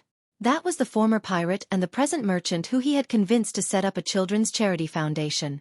Based on the news regarding the charity foundation and his frequent pious praying, he understood Ralph in all aspects. Therefore, he was very puzzled as to why the man would attempt to approach Gammon Sparrow. He has a job to entrust to me. Things that the resistance isn't able to do for some reason or another. Klein looked at Ralph as he slowed down his pace. Mr. Gammon Sparrow? Ralph raised the cup of beer in his hand. Klein nodded and maintained his persona by saying, I don't know you. Haha, it's always so simple to get to know each other among adventurers. Perhaps a cup of beer is all it takes. Ralph pointed at the bar counter. Are you interested in a drink? All right. Klein was deeply puzzled as he answered simply. They sat in the corner of the bar as he ordered a cup of Southville beer. As he drank, he looked at Ralph without saying a word. Being stared at silently by a powerhouse at the level of a pirate admiral wasn't a good experience. Ralph drank a mouthful of beer to hide his high-strung nerves and laughed. I've heard about you. Before what you did today, I know that you're a true gentleman that shows no discrimination towards the natives of the colonial lands. Different things to say flashed through Klein's mind as he finally decided on a few sentences that corresponded to his persona. Get to the meat of the issue. Ralph nearly choked as he cleared his throat. Do I have the honor to introduce you to our god, the savior of the archipelago, the blessed of the sea, Calvetua? As you know, the sea is so vast. The storms are that terrifying. It's impossible to guarantee that one can defeat the various difficulties at sea and live on, even for the four kings. We need a god that can respond to you and hold authority over the sea and storm. Introducing me to myself and then getting me to believe in myself. Klein resisted the urge to twitch the corners of his face as he turned to say, I'm more interested in whether you have any mystical items, the kind that has powerful offensive strength. Ralph revealed an honest smile. We don't have any. However, as long as you piously believe in sea god, there might be a day when you would be bestowed with one. I don't have one. Don't make promises for me. Klein instantly found it amusing and laughable. He felt that he couldn't carry on the conversation. Hence, he downed his half-filled cup of Southville beer and said, I'll consider it. He was about to leave when the bartender suddenly came over and squeezed a smile. Mr. Gammon Sparrow, someone entrusted you with a mission. What is it? Klein glanced at Ralph. Knowing his place, the latter left his seat with his beer. He was already very pleased with today's outcome.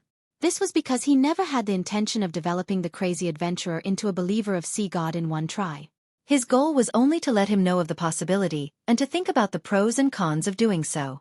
After the silence in the corner of the bar resumed, the bar counter immediately said with a smile, He says he's an apothecary, you know. He has a mission to entrust to you.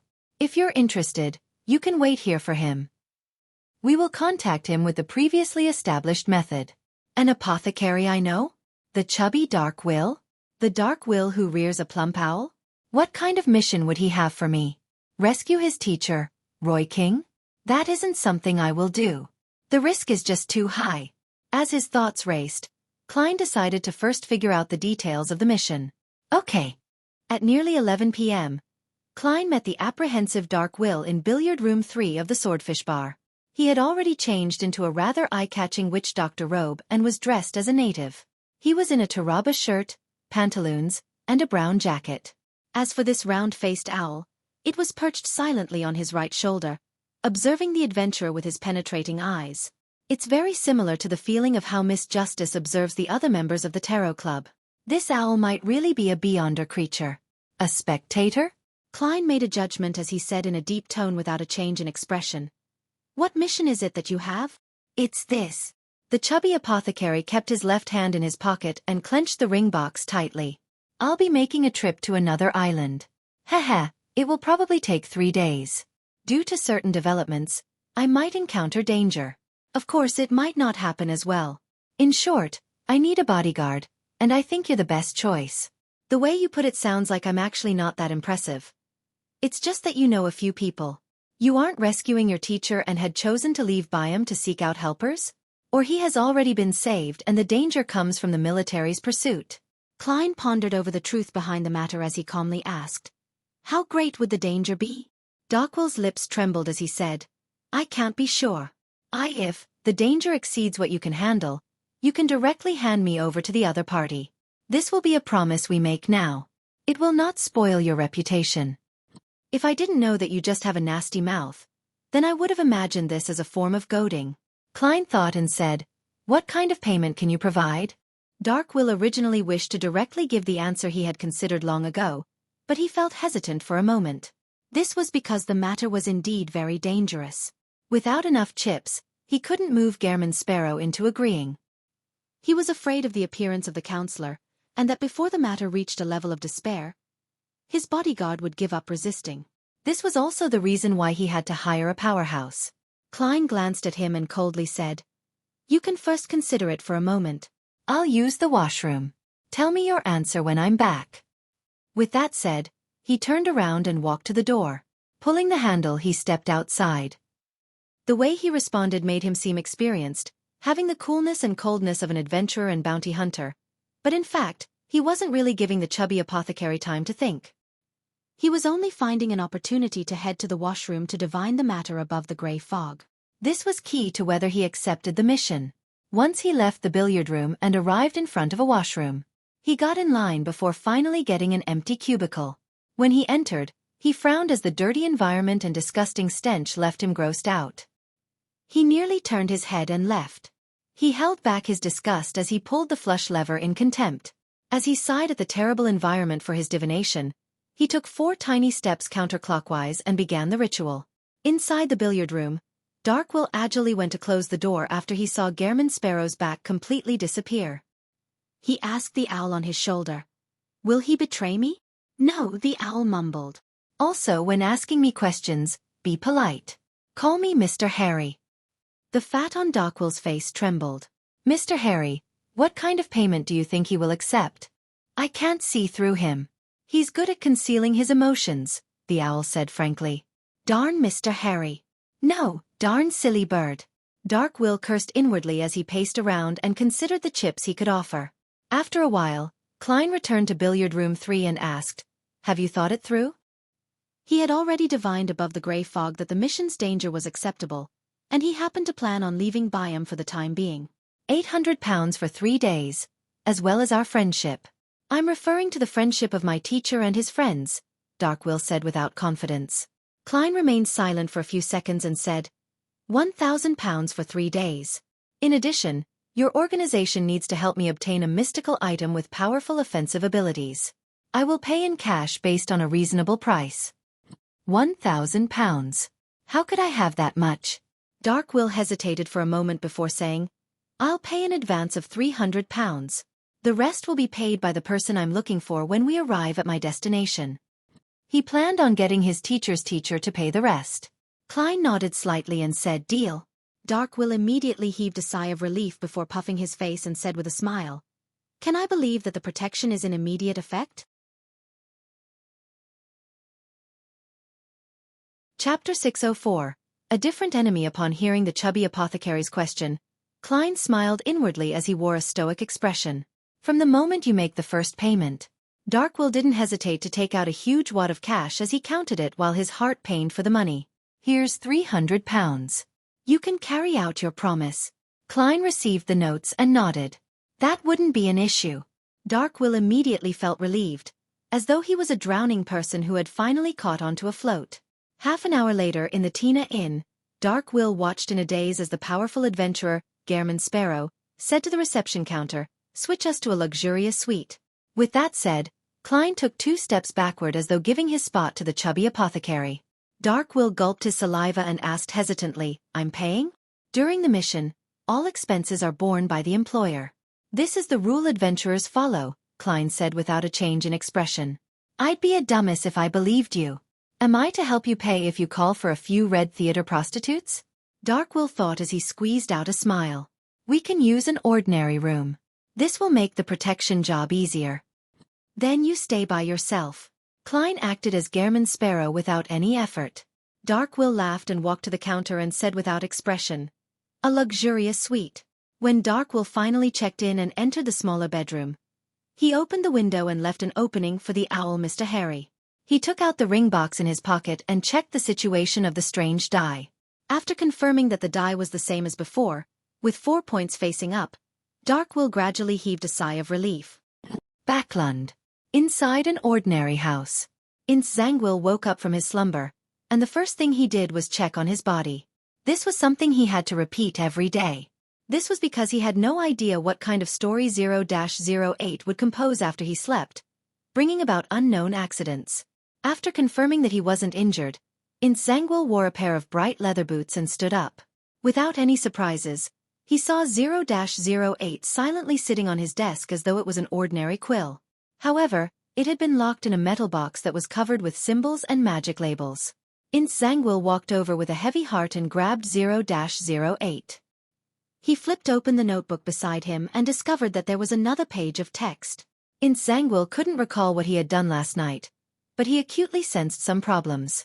He looked into the mirror and found his reflection somewhat unfamiliar, as though his body had given birth to another Zangwill. He looked down and saw there were obvious abnormalities under his fingernails, but he couldn't recall what he had done the previous night no matter how hard he tried. After seeing this description, Zangwill instinctively looked at the full-body mirror in the room. He saw that he was still blind in one eye. His classic chiseled face didn't have a single wrinkle, but there was a smile lingering at the edges of his mouth. It formed a stark contrast with his heavy gaze. At this moment, Zangwill felt that his face was a little livid. He had eye bags, and it was matched with a smile he couldn't understand. He appeared sinister, vicious, and strange. He lifted his hands, lowered his head, and saw black stain blocks under his fingernails.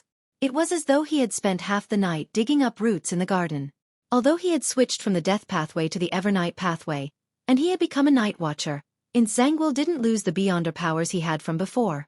He was still a powerful spirit guide. A spirit guide in the domain of dead spirits. Therefore, he immediately planned to communicate with the spirits inside and outside the house to figure out what had happened last night. At this point, he saw the final passage on the notebook through the corner of his eye. Zangwill attempted to channel spirits, but sadly he realized that it was to no avail. It was as though a person of a similar profession had wiped out all clues. He was very worried, unaware of what he had embroiled himself with the previous night. Zangwill's expression turned heavy as he attempted to channel spirits. Within his expectations, he didn't receive any outcome which could be called a pleasant surprise. Wednesday morning, outside a Miras Leaf bar that had its shadow boss replaced, Klein circled around to a secluded alley and saw Oz Kent carrying a tiny suitcase. Your bounty. Oz Kent threw the small suitcase over. This actually wasn't the bounty money in the true sense of the word. It was money the military had put forth. The former involved the Governor General's office and the kingdom's finance ministry. The procedure was complicated and needed at least 3 days to complete. Klein caught the suitcase and opened it on the spot. He saw stacks of neatly arranged cash, with most of them in £1 or £5 denominations. A total of £5,400. We didn't take a cut, Oz Kent said as he forced a smile. If it were any other adventurer, he would have given £4,000 at most. The rest was the income for the personnel involved in the entire procedure. But faced with the crazy man whose strength was close to a pirate admiral, All he could do was volunteer work thanks to his fear of being executed on the spot by him. The military is unlikely to fool me with fake notes. Klein grabbed a stack of cash and waved it. £5,400. Hiding outside the alley, Dark Will heard Oz Kent's words and secretly shot a glance at the suitcase. The stacks of pound notes seemed to blind him. This was the first time he was seeing so much money placed together. An adventurer really is a profitable profession. Successfully hunting a pirate earns thousands of pounds. Protecting me nets him £1,000 and one request. Occasionally, he can find sunken ships and treasure. Why did I become an apothecary instead of an adventurer? If I had known, I would have chosen that lucky beyonder pathway. Dark Will thought with atypical admiration.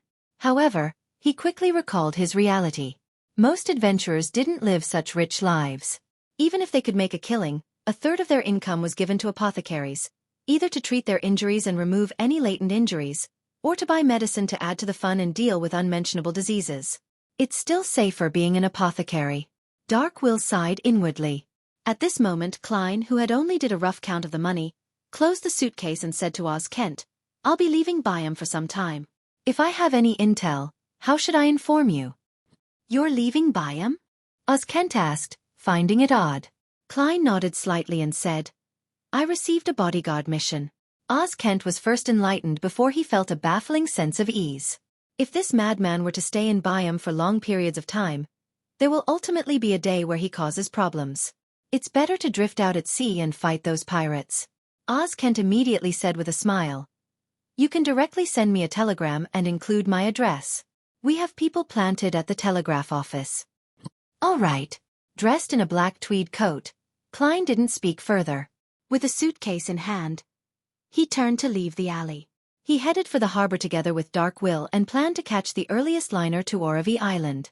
The owl flew in between the trees and appeared furtively. They had already bought scalp tickets the night before. Half an hour before they boarded the ship, Dark Will reeled with anxiety. He was afraid the person who had betrayed his teacher would suddenly rush over and attack him. This feeling continued until he entered the first-class cabin that belonged to him. As long as the liner went out into the sea, beyonders without flight capabilities or their own ships would find it difficult to intercept him. "Quickly start the ship. Quickly start the ship." Dark Will looked out the window as he muttered to himself. At this moment, the owl had followed and perched on his left shoulder. Klein sat on a chair in the room, prepared for any possible attacks. At this moment, the sky suddenly turned dark as the wind howled with increasing strength. The air's humidity also clearly climbed. A storm? Dark Will widened his mouth as he blurted out. This meant that the ship might not set sail at the scheduled time. It might be delayed for hours. And with that, Dark Will wouldn't be able to withstand many of the unnecessary risks. He turned his head to look at Gehrman Sparrow and forced a smile. "Do you have any solutions?" "I do have one. For example, you can immediately pray to see God Calvetua, and I'll immediately answer your prayer above the gray fog. I'll disperse the storm. But it's without a doubt that in minutes or maybe seconds, Sea King John Cotman will rush over. And his attacks will arrive earlier." Klein looked at the chubby apothecary and said calmly, "I'm only an adventurer." Dark Will knew that he shouldn't have had any expectations. He cursed the weather silently and turned around, looking out the window to check on the exact situation. Boom! A silver bolt of lightning struck Dark Will before Klein could even react. Dark Will immediately collapsed, convulsing as smoke emitted from his body. His skin was charred as snakes of lightning buzzed. Klein nearly fell into a shock. This was the first time he was seeing someone getting struck by lightning during a storm. That's way too unlucky, right? He briefly forgot to rescue Dark Will. The owl, Mr. Harry, was similarly stunned for a few seconds before it screamed. "Quick! Quick! There's a bottle of medicine in the second secret pocket on his left. Feed it to him." "This owl can talk." Klein pricked up his brows, took a few steps forward, bent down, and found a bottle of blood-red medicine. Then, he poured it down Dark Will's throat. After a few minutes, Dark Will finally regained his senses. As charred black skin peeled off, he stood up with great difficulty. I'll deal with my wounds." He staggered to his room and locked the door. After doing all of that, he took out the ring box and opened it with a solemn look. In the ring box, with almost no room to roll, the milky white dye had already changed at some point in time. 2 red dots were facing up. In the living room outside, Klein stood on the spot and recalled everything that had happened before frowning. At this moment in time, he had a baffling feeling that the enemies he would face during this bodyguard mission was probably going to be different from the enemies he encountered in the past. After Dark Will partially recovered and came out, Klein sat on the chair and leaned forward slightly. Explain. This determines how I should provide you with protection. Chapter 605. Judgment. Upon hearing Gehrman's sparrow, Darkwill's first reaction was to reveal everything about the strange die. He wanted this adventurer, that he had spent huge sums of money on, to grasp the problem at its root so as to effectively ensure his personal safety. But on second thought, he recalled his teacher's exhortations. Believing that the die might very well be a rather important sealed artifact of the life school of thought, he was afraid that the truth would entice him to cause even more negative developments. There are plenty of rumors about adventurers who killed their employers during missions in order to earn greater benefits for themselves. I don't know Gehrman's sparrow, and I have no idea what kind of character he has. I need to be cautious. Besides, the die had automatically rolled a 2. The situation isn't at its worst and most despair-inducing. I can still wait for a chance. Dark Will hesitated for a few seconds and finally decided to talk about superficial matters while avoiding the key points. He subconsciously dodged Gehrman's sparrow's seemingly calm eyes. It's this. My teacher and I belong to a secret organization. I'm escaping because a traitor has appeared internally. They grasp the pathway related to fate and can make themselves sufficiently lucky and their target unlucky. I might have been cursed, so I was unlucky enough to be struck by lightning. After the explanation, he forcefully hid the nervousness in his heart and awaited Gehrman's sparrow's reply. Will he believe me? This kind of adventurer with rich experience and strength is likely hard to deceive. If he were to discover that I'm lying, he will likely sink me into the ocean. Dark Will stood there anxiously, like a student being summoned to the teacher's desk. He's indeed from the life school of thought. Monster pathway. Klein nodded in thought. I understand. Try to do as little as possible. I will consider how I'll deal with your bad luck. Ha! Dark Will was taken aback, completely unable to believe that Gehrman's sparrow would so easily accept a lie he fabricated on the spot. He forced a smile and quickly expressed his gratitude. Then, he returned to his room, leaning his back against the door as he took out the ring box. Pah! His hand trembled as he opened the lid, only to discover that the milky white die had already strangely rolled itself to have the 6th side facing up. Does this mean that I was lucky enough to successfully fool Gehrman's sparrow? Dark Will thought in enlightenment. Mr. Harry swooped down and didn't choose to perch on the chubby apothecary's shoulder. Apparently, it was still somewhat worried about how it could have also been implicated when Dark Will was nearly struck by lightning. It stood on a wooden desk and stared ahead with its round eyes. Dark Will, you're very nervous. You don't have to tell me that, Dark Will said in frustration. The owl spread its wings and said, All right, I'll use a different explanation. I believe I should consider changing owners. Gehrman's sparrow seems to be a pretty good choice. Then what about me? Dark Will asked in surprise, momentarily forgetting his anger. Mr. Harry sked and said, Don't you sense the concern and fear in your heart? You're already suspecting whether you can see tomorrow's sun. That strange die is really dangerous. If I were you, I would have thrown it out the window and into the sea and get your teacher's teacher to fish it out himself. How do you know about my teacher's teacher? Dark Will blurted out the question. Mr. Harry proudly lifted its head and said, Don't doubt an owl's vision. Dark Will fell into thought and didn't faze himself with its answer. No, that won't work. Throwing the die into the sea wouldn't resolve all my problems. According to Old Man, even if it's buried out at sea, any powerful person will be able to find it in days. That will mean that I'll really lose it. Silly bird. You lack general knowledge in mysticism, and you don't know how some important sealed artifacts are just like the most popular prostitutes in Red Theater. They'll always be able to attract hungry men. Including you, Harry calmly replied. As for the problem of being lacking in general knowledge in mysticism, I believe a famous quote can explain it. Emperor Roselle once said that if a child doesn't receive a good education, then it's the father's fault. This sentence can also be used to describe problems between a pet and its owner. All right, Dark Will, regardless, I believe you need to discuss the die with Gehrman's sparrow.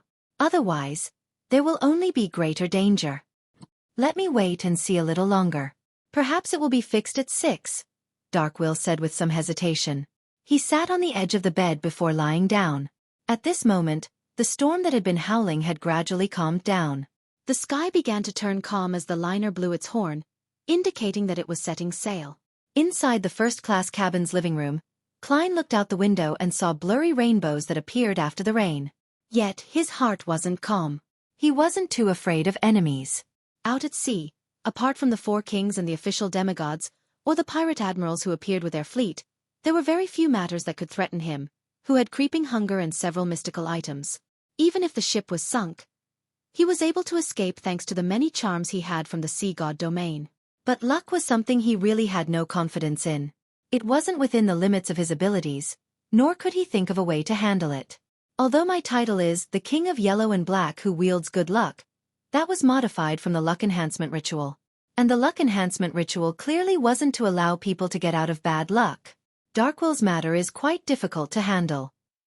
I can only invest more effort into keeping a close eye on his situation. I'll immediately rescue him if something unlucky that can cause death happens. Let's hope that we can last for these few days until we arrived at Oravi Island. His seniors should be able to help him change his luck. Klein rubbed his temples, but he didn't show any abnormalities. Darkwill, who had been too nervous the previous night, fell into a deep sleep without realizing it. After a while, his stomach's growling informed him that it was time for lunch.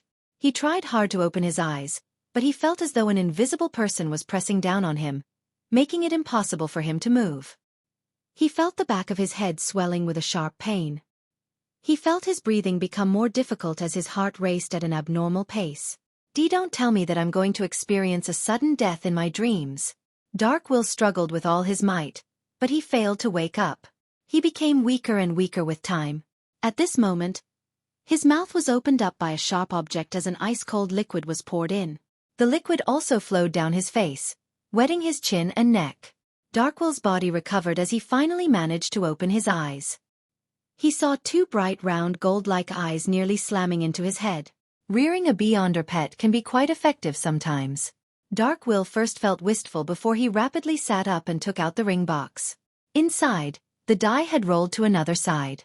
1 point. So unlucky that I almost died in my sleep? No, I don't think it's that simple. It seems to magnify certain probabilities such as the chances of being hit by lightning or the chances of experiencing sudden death while asleep. No, this can't carry on. If this continues, I'll definitely die. Darkwill thought in hysteria. Horror quickly overwhelmed his thoughts as he spurred his hand to hold onto the ring box and rushed to the door. Perhaps as a result of nearly suffering a sudden death, he was lacking in strength. He could hardly twist the handle. Help! Help! Mr. Harry screamed sharply. Bang! The door was opened, slamming into Darkwill's head. If Klein hadn't controlled his strength, the chubby apothecary's head probably would have cracked open with blood spewing out everywhere. Without even rubbing his bruise, Darkwill frantically shouted, "It's this! It's this! It's this die that gives me bad luck. When it's at 1 point, I'll fail at everything I do." He had already decided to inform Gairman Sparrow of the whole truth, and he looked forward to the powerful adventurer giving him some effective suggestions. He didn't eliminate the possibility of him killing him out of greed, but he had weighed the matter.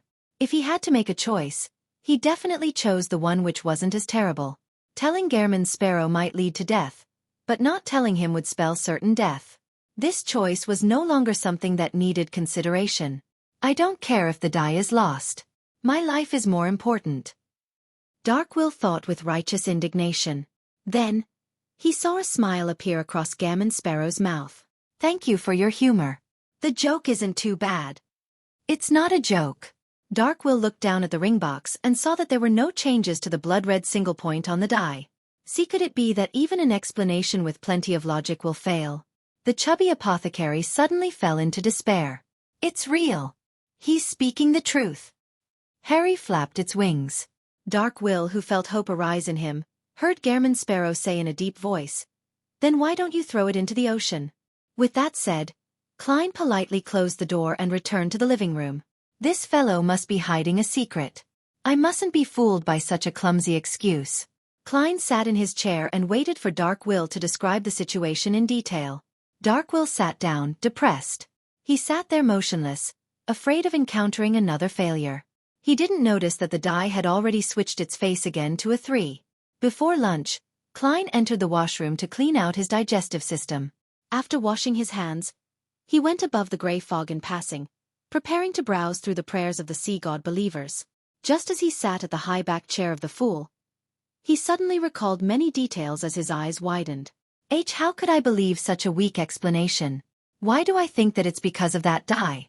In the past 2 events, it felt like my mind had been clouded. No, it's not that. Darkwill's explanation happened to match certain theories of mine. Therefore, I instinctively believed it to be real and fake. Klein's eyes constricted as he thought about it. At that moment, he had already made a judgment. That die is indeed problematic.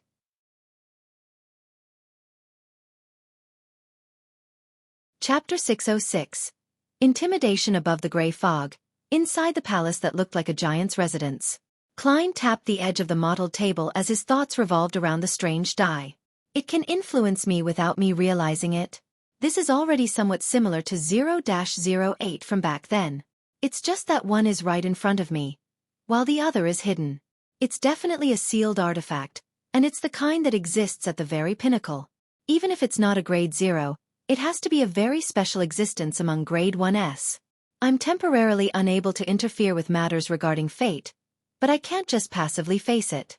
With the passage of time, objects at the level of sealed artifacts will often cause more severe damage. It might begin to affect people around the chubby apothecary, such as me or all the passengers on the ship. Klein thought over the matter seriously without any solutions in mind. He decided to immediately return to the real world.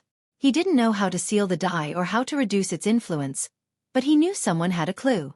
It was the snake of Mercury, Willa Septon, who was still inside his mother's womb as a fetus. Entering the master bedroom, he took out the paper crane in his wallet and placed it on the table. Klein took a look at the surface which still had signs of being erased. He picked up a pencil and wrote a simple question. How do I deal with that die? He folded the paper crane back to its original form, stuffed it in his wallet, and went to the door of the servants' room before knocking on it twice. This wasn't in violation of Gehrman Sparrow's persona, because he was a gentlemanly madman. Of course, Klein was mainly afraid of bashing Darkwill to death by rashly opening the door. This was something that he had learned from the movie franchise, Final Destination. In addition, Klein was also worried about witnessing something disgusting or unpleasant. With the preferences Darkwill has exhibited, when he realizes that he's in extreme danger and unable to extricate himself from it, with waiting for death being the only option available to him, there's a non-zero chance of him pleasuring himself to climax one last time. Klein lampooned as he heard the chubby apothecary's weak reply. What's the matter? It's good that you aren't dead yet. Klein carefully opened the door and leaned his body a little forward, looking at Darkwill and the opened ring box which was sitting in front of him. He calmly asked, What's the score? Can't you check it from the papers yourself? Sports section. Darkwill remained listless. I'm asking about the die, Klein simply added. It's still at 3 points. Darkwill first answered instinctively before turning his head and jumping up. You believe me? Klein didn't reply so as to prevent him from recalling how Gehrman Sparrow had been fooled by the die. He turned around and said in an unperturbed tone, Bring the die outside. All right. All right. Darkwill and Harry cried out in joy almost at the same time. They either raised their arms or wings. After the chubby apothecary carefully carried the ring box out, Klein pointed at the coffee table and said, Put it on there. As he said, he sat on the sofa beside it. He placed his arms on his thigh and leaned forward to observe the strange die. On the surface, the die didn't seem strange in any way when it came to mysticism. The only difference from an ordinary die was that it was dyed in red, even for 3 points. Klein didn't touch it out of caution. He slightly straightened his body and looked at Darkwill, who was seated across him on a chair, as well as the fat owl Harry, who was perched on the chair's back. Describe the exact situation. Darkwill didn't hide the matter any further as he said with a smile which looked worse than crying. This is an important sealed artifact in our organization. My mission is to send it to a particular person in Oravi Island. But as you can see, it's extremely dangerous. It will roll itself even when there's no space for it to do so. When it rolls a 6, the wielder will be sufficiently lucky. Everything can be done with relatively easy success, just like how my clumsy lie was able to fool you. Don't mention this matter. You will one day be taught a serious lesson because of that mouth of yours. Klein listened with a stoic expression. Dark Will continued. 1 point means that the wielder will be extremely unlucky. Nothing will succeed. You wouldn't believe me even if I were to tell you the whole truth. 2 points should be bad luck of a lesser degree, but as for why it would cause me to be struck by lightning, it's inexplicable. 3 points and 4 points are normal levels of bad luck and good luck. This can be confirmed. 5 points is the opposite of 2 points. You aren't considered unlucky enough. Otherwise, I would have already beaten you up. Klein thought and calmly instructed. From this moment forth, both of you will take turns to monitor this die. Once it drops below 3 points, you are to inform me immediately. Both of us? Dark Will wore a blank look for a moment. Including me? The owl perched on the edge of the chair's back raised its right wing. Klein leaned back into the sofa and crossed his right leg as he said calmly, "This will help in maintaining focus and energy." With that said, he gestured at the owl with his chin. "You're up first." "My name is Harry," the owl grumbled. "Harry." Klein resisted the urge to laugh as he said to Dark Will, "Pull the bell and get an attendant here. From this moment forth, we will choose to have room service for our meals. Before reaching Oravi Island, you have to be in the living room at all times. You are not to go anywhere. Even if you wish to use the washroom, it will be when it's at 3 or 4. If you really can't hold it in, I'll give you a bucket." Upon hearing Gehrman Sparrow give instructions with regularity and thoroughness, Dark Will calmed down a little at a time. He was no longer as horrified as before. The matter he was most worried about prior to this was that firstly, Gehrman Sparrow would be enticed by greed and choose to kill him for the die. Secondly, this somewhat crazy and cold adventurer might be frightened by the die, and that he would choose to terminate the mission and stop providing protection. And now, Gehrman Sparrow didn't show any fear, and he even seemed very confident. Dark Will secretly sighed in relief and thought, his performance was really professional. He isn't afraid at all. He can even escape the influence of the die and accept my explanation. He lives up to his name of being the powerful adventurer who easily hunted Wormtongue. He's definitely a powerhouse at the pirate admiral level. Dark Will stood up and walked to the door to pull the service bell. Just as he returned to the sofa, he heard Harry's sharp screech. "It has changed. It has changed. 2 points."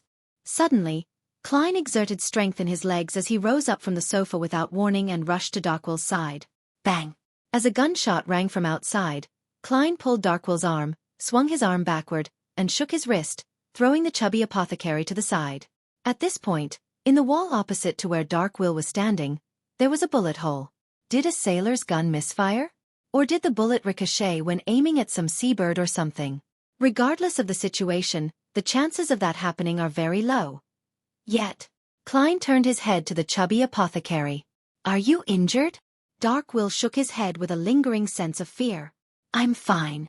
In the time that followed, Klein resolved more than 10 accidents, one after another. It included the sudden collapse of the chandelier in the room, a hammer dropped by a slipping maintenance worker headed straight for Darkwill's head, as well as Darkwill nearly dying from choking on a fishbone. These didn't seem like anything serious, but for Klein to remain highly focused, it was inevitable for him to be exhausted. Thankfully, the die automatically rolled to 4 points later, finally ending the hour which was fraught with disasters. "No, I can't continue like this. Who knows if something will happen to me when I'm rescuing him." Klein sent away the captain who came to apologize and said to Dark Will, "I'll sleep for half an hour. Both of you are to watch the die. Immediately wake me up when there's a problem." The chubby apothecary and the owl nodded like a hungry woodpecker. Leaning back into the sofa, Klein used cogitation to quickly fall asleep, hoping to receive a reply from Willa Septon. When he woke up in his dream, he heaved a sigh of relief when he saw the pitch-black desolate plains. He followed the same old path and reached the depths of the black steeple. In the protruded ground surrounded by tarot cards, there were many new silvery lines that were densely written. Klein stopped walking and quickly read it. It's called the Die of Probability. It's a sealed artifact of the highest level in our school of thought. I believe it can reach the standard of a grade 0 sealed artifact. It controls the probability of everything. 1 point will maximize the probability of unfavorable matters occurring to the target. 2 points will raise the probability of unfavorable matters greatly. This doesn't mean that 2 points is safer than 1 point. This is because once the probability is high enough, any accident can happen. 3 points is to increase the probability of unfavorable matters. It's the opposite for 4 to 6 points. Even for me, a being who can reset it to a certain extent, it's a rather dangerous sealed artifact. A demigod can be killed using it, but of course, it can also kill yourself. I know, your contest with the die of probability is likely the equivalent to the battle between the god of save and load and the RNG sub-2/sub-gods. Klein lampooned inwardly as he continued reading. The die of probability has living characteristics.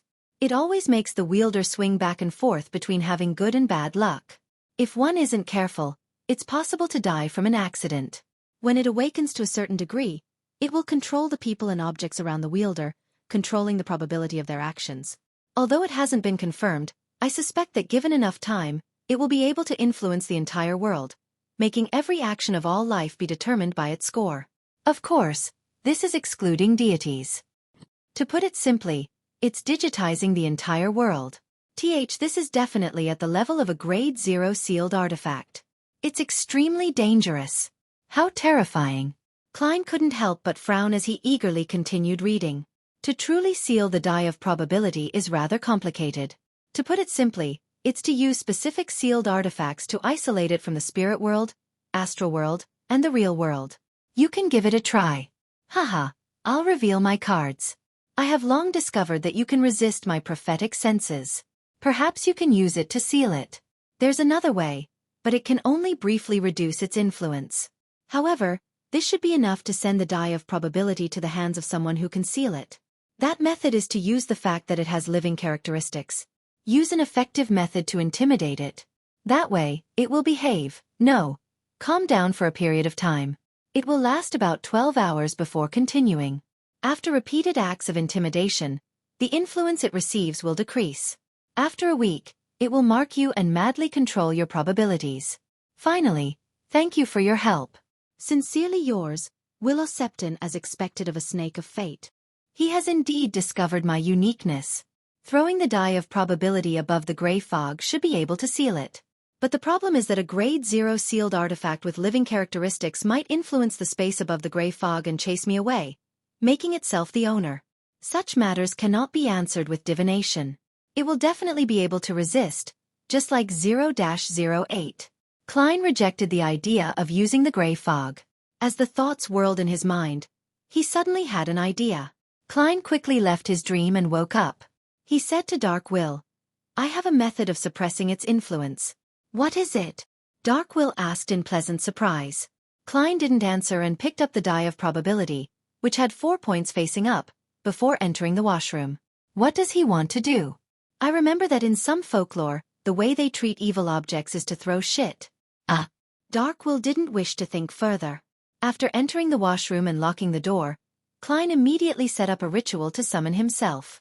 Following that, he went above the gray fog and brought out the iron cigar case. Then, he picked up the die of probability and opened the cigar case. Inside the cigar case was the all-black eye which came from the nimble right master. Under the darkness, Klein's face was cloaked in the shadows and he watched with a deep and gloomy gaze as he brought the die of probability close to the strange eye. It was a beyonder characteristic which contained the true creator's mental corruption. The corners of his mouth cracked open as he revealed a genial smile and whispered to the die in his hand, Here, let me treat you to a concert.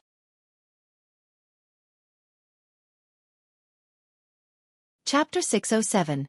Discovering an abnormality. The window of the washroom was very high, preventing sufficient sunlight from shining in. It could only barely dispel the darkness, making everything seem gloomy. Klein moved the die of probability in his right hand to the all-black eye, and suddenly it shook. Then, he threw the item into the other side of the wash basin. The milky white die rolled a few times before finally stopping with 4 red dots pointing up. Klein held back his unobvious smile and took a step to the side and picked up the die of probability again. He lowered his head and said in a gentlemanly manner, You don't wish to listen to it? Let's do this. Give me an answer. 6 represents cooperation, while everything else represents a rejection. With that said, he threw the die of probability up and reached out to catch it. The milky white die fell straight down and rapidly rolled, showing 6 red dots. Very good, Klein praised with a chuckle.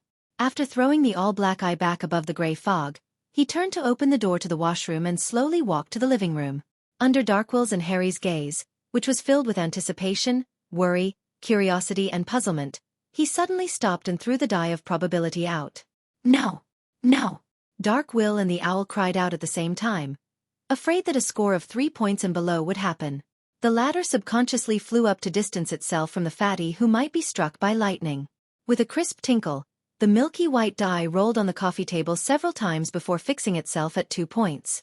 Just as the color in Darkwill's face drained, the die languidly rolled and fixed itself on 4.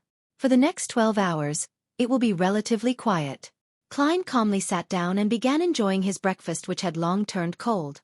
He really had a solution? Darkwill lowered his body and stared at the strange die on the coffee table. After nearly a minute, he couldn't help but extend his hand and throw the die, managing to roll a 6. Just as his palm left, the die moved by itself to 4. How magical! What method did Gehrman Sparrow actually use? Did he really shit and soak the die inside? Darkwill decided to accept the outcome and stop thinking of the reason. Otherwise, he suspected that he would end up vomiting. Looking up at Gehrman Sparrow, who was calmly spreading butter on his bread, Darkwill suddenly felt that with just a promise and £1,000 to hire a bodyguard at this level was extremely worth it. He can definitely be ranked at the same level as any pirate admiral. If a tycoon were to encounter a situation like mine, they wouldn't hesitate to hire him with half their wealth. Thankfully, I only paid £300. The rest will be borne by teacher and the others. Darkwill felt relieved when he realized that he didn't need to worry about the die's random rolling for the next 12 hours. He couldn't help but stand up and stretch his back. He walked to the window and opened the tightly shut window to see the sparse clouds scattered across the clear skies. The endless azure blue sky stirred as it reflected the bright sunlight like it had countless golden fragments scattered in it. This energized Darkwill as he felt a burden be lifted from his chest. Unlike Backlund, which would only become warm at the end of February, the Rørsted archipelago was no longer plagued by the cold. Life had returned to this area, facing the sea and the blooming of flowers in warm spring. Klein, who had finished his bread, walked to a spot behind Darkwill and felt like he was an animal who had awoken from hibernation. He didn't recite the poem that flashed past his mind, as firstly, it didn't suit Gehrman Sparrow's persona, and secondly, it would probably make Darkwill reflect over Emperor Rosel's poetic talent. Until the evening, the die still didn't roll, but the weather had changed. Strong winds howled as dark clouds gathered. A storm was brewing. This was the most common danger at sea. Even if one took a safe sea route which had been traversed by others, one would occasionally encounter similar situations. It just wasn't as terrifying. Klein looked at the tall waves and the dark sky, and he felt as though the ship was cruising through a mountain valley. By the sides were tall dark blue cliffs that could topple down at any moment. The intense pressure made a mid-sequence beyonder like him feel repressed. He even wished to pray to God, hoping that the liner would cruise through the storm safely. It's no wonder sailors, pirates, and merchants who live on the sea for extended periods of time can't help but respect the Lord of Storms. They would more or less believe in him. Klein sighed in silence.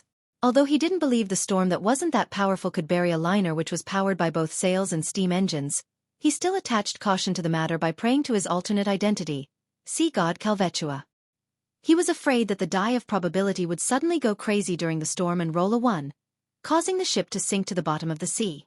Therefore, he decided to make preemptive precautions. Klein did believe Snake of Fate Will Septon's judgment that the die of probability would be quiet for 12 hours after the first Intimidation Act, but this was without any additional conditions.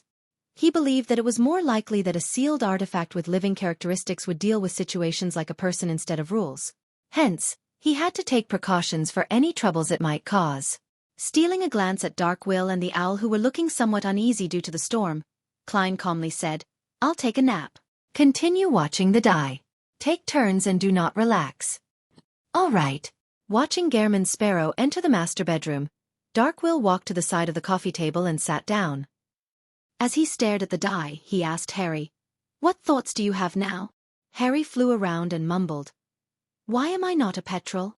In the master bedroom, Klein went above the grey fog and summoned the sea god's scepter from the junk pile. He held the scepter with blue gems embedded at the top and quickly replied to his prayer. Klein didn't expend too much of his spirituality to calm the storm. This was firstly because they weren't too far from the surrounding seas of the Rørsted archipelago. Such an obvious and exaggerated supernatural phenomenon was easily able to attract the attention of Sea King John Cotman, who shared the same domain, or the storm priests on the ships. Secondly, he had to conserve strength to deal with the die of probability. What he did was simple. He augmented the ship with layers of beyonder effects, allowing it to cruise through the storm stably without any risk of capsizing. Towards a sequence 5 or 6 beyonder below the rank of demigod. To do something similar to a liner which had hundreds of people on board required plenty of preparations and a complicated ritual. It was only possible by exhausting them, but to a sea god of this domain, it was all simple and easy. A demigod already has inklings of a god. Klein sighed and threw the scepter back into the junk pile, before silently disappearing from above the grey fog. In the time that followed, the ship bobbed up and down like a leaf in the wind, but no matter how terrifying or towering the dark blue waves were, nothing happened to it until the end of the storm. At 4 p.m. on Thursday, Backlund, Williams Street. Fur's Wall once again arrived here by carriage. She didn't sit in the coffee shop again. Instead, she strolled down the street and observed the pedestrians and surrounding buildings. She also took note of figures with special traits as material for her novel. There really are a lot of foreigners. They're still mainly from Faesac and Intis. Haha, one of them is a barbaric and stocky white bear, while the other is a colorful, ostentatious rooster. Furs chuckled silently to herself. At this moment, she came to the middle of Williams Street where there was an abandoned chapel. Withered vines crawled over its walls, and grey stones were strewn everywhere. With the intention to not waste Mr. World's payment, Furs deliberately approached it to check for any abnormalities. She circled around the chapel without discovering anything.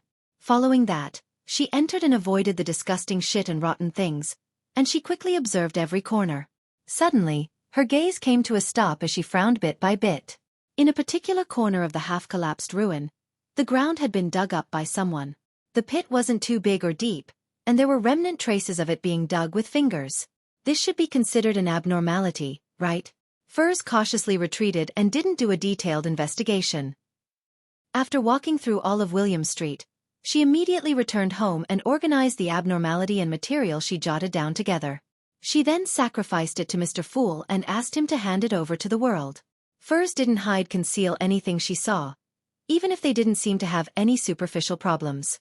This was because she knew very well that any abnormality would be judged by the world, and not by herself who didn't understand the situation. In the ancient palace above the fog, Klein immediately began reading the report Miss Magician had submitted. That abandoned chapel has signs of being dug up? The previous digging attempts had been dealt with by me and Miss Sharon. Who would dig it up again? Rafter Pound, that descendant of the Tudor family? He nearly died from the evil spirit's possession. Without any helpers, it's unlikely he would take further risks. Who could it be? Klein thought for a moment, but he couldn't lock onto a suspect. All he could do was continue reading. While he read the notes written in a beautiful language, he acutely noticed a point. There are many foreigners on this street. They are mainly from Faesac and Intis. It wasn't like that back when I went to Williams Street. Did a Faesac or Intis company recently open there? Faesac. Intis. Klein ruminated over the two countries' names when he suddenly recalled something. The royal family of the Faesac Einhorn, the Einhorn family and Intis former royal family, the Sauron family, are both in control of the Hunter pathway, which is also the Red Priest pathway. It was two of the blood types which the evil spirit had designated as being capable of removing the seal. Together with the Medici family's descendants which had been destroyed at Bansi Harbor, the three factions which held control over the Red Priest pathway are involved. Bansi Harbor was destroyed, causing the Medici family's Beyonder characteristic to use some magical connection to contact the evil spirit who suspected to be Red Angel. Hence, the members of the Einhorn and Sauron families were attracted? No, that's not realistic. If the Church of Storms didn't discover any Beyonder characteristics, they definitely would have noticed a problem in this. Another reason? The evil spirit is using another method to attract people from the Einhorn and Sauron families? What or who did it go through in order to do so? The number of people who know of the evil spirit's existence is only a handful. Me, Miss Sharon, as well as. Amidst his racing thoughts, Klein suddenly thought of a possibility. It was Rafter Pound, the descendant of the Tudor family who had previously been possessed by the evil spirit. He had unknowingly become a slave of the evil spirit. He had secretly helped it spread the news. And the evil spirit had sought me and Miss Sharon's help to numb us into thinking that we are the only ones who can rescue it. For this, it didn't mind betraying its descendants. Klein was alarmed as he felt like he had been fooled by the evil spirit.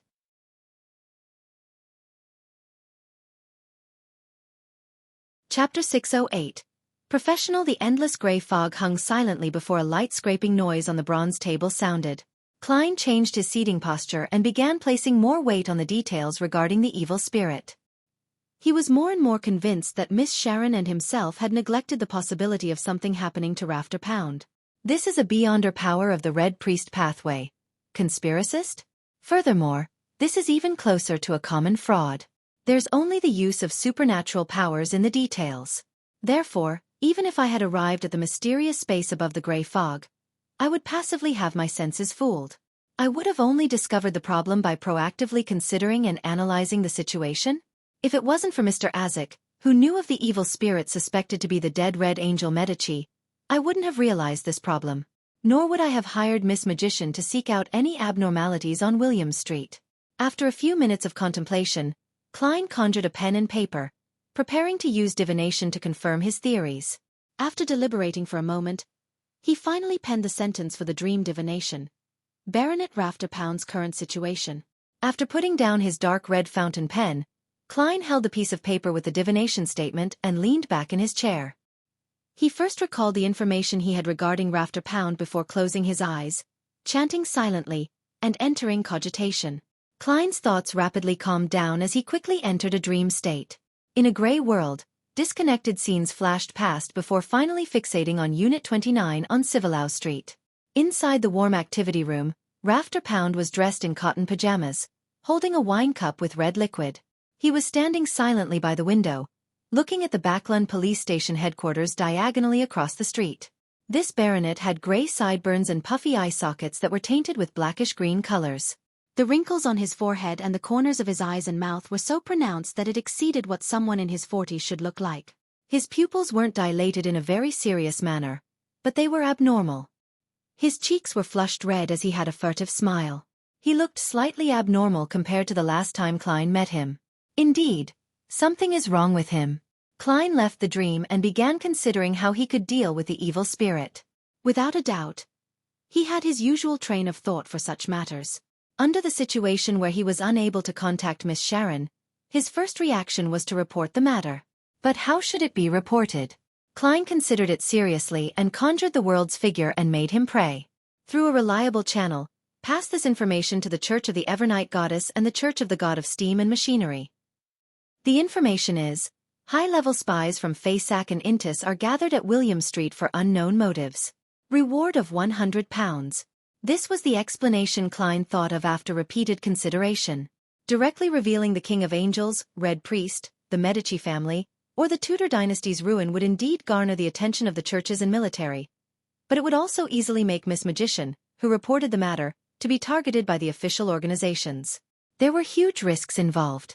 Not only was using high-level spies from Fasak and Intis are gathered at William Street, relatively milder, something which ordinary beyonders had a chance of noticing, but it was also something that would make the churches and the military wary. They would send out the corresponding experts to employ the most effective methods. As for the subsequent fruits of the investigations, it was all thanks to their contributions and had nothing to do with the reporting party. Klein had considered getting Mr. Azek to help, but he ultimately chose to abandon the thought. This was because the evil spirit was suspected to be a king of angels and was very dangerous. Mr. Azek, who was still in the stage of recovering, might not be able to deal with it. After some thought, Klein turned the conjured scene into a stream of light and transmitted it to the crimson star representing the magician. Backland. Cherwood Borough. When Furs received the response from Mr. World, she was taken aback. Those are high-level spies from Fasak and Intis? She exclaimed to herself, believing that there was no way she could have inferred something like that with the information she had provided.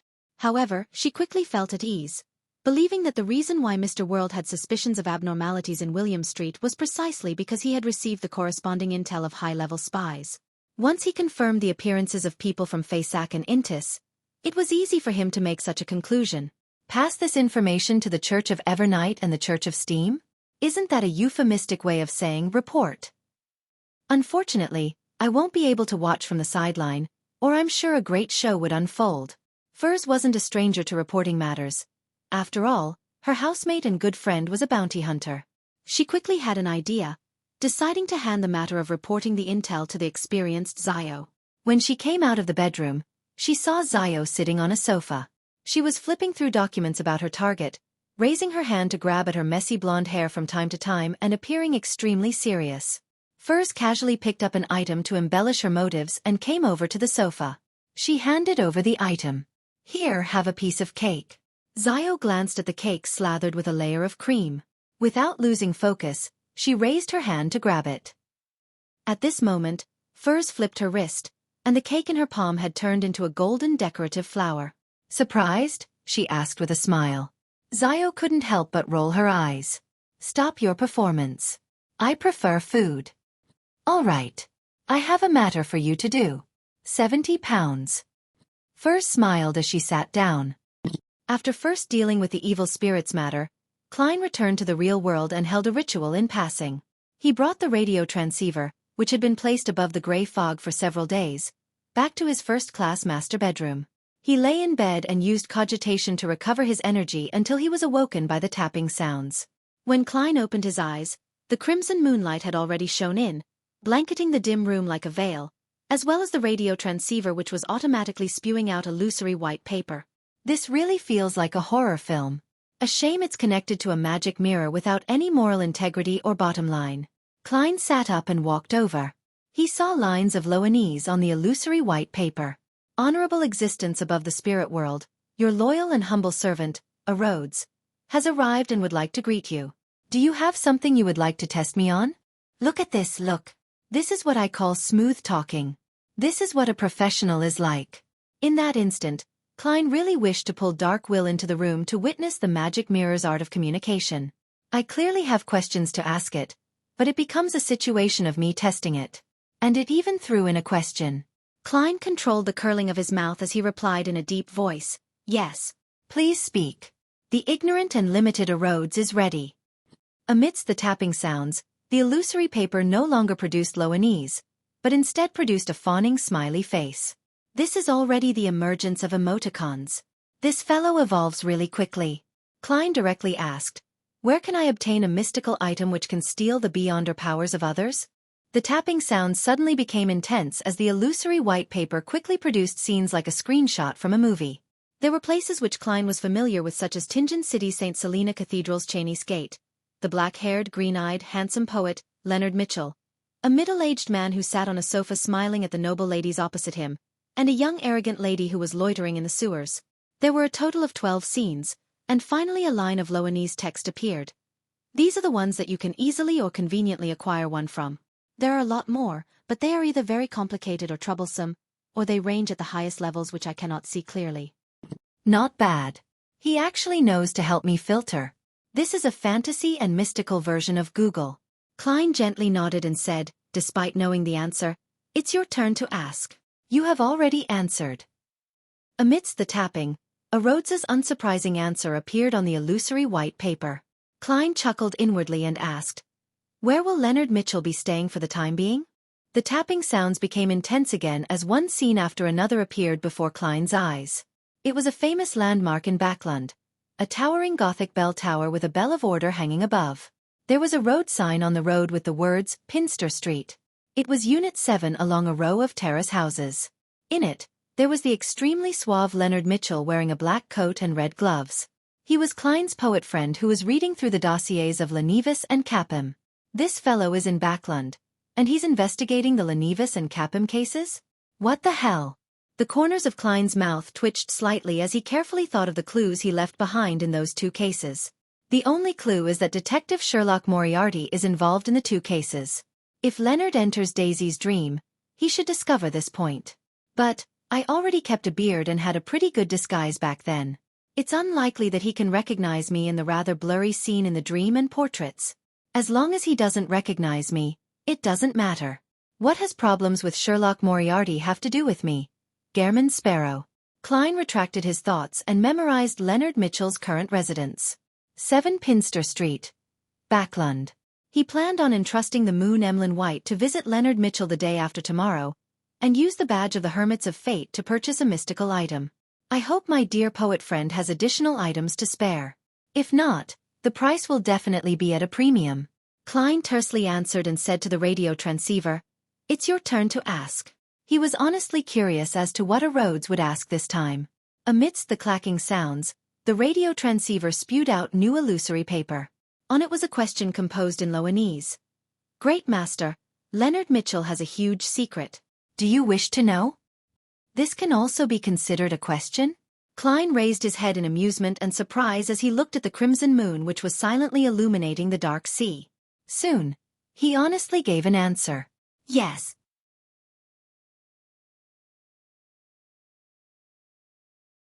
Chapter 609.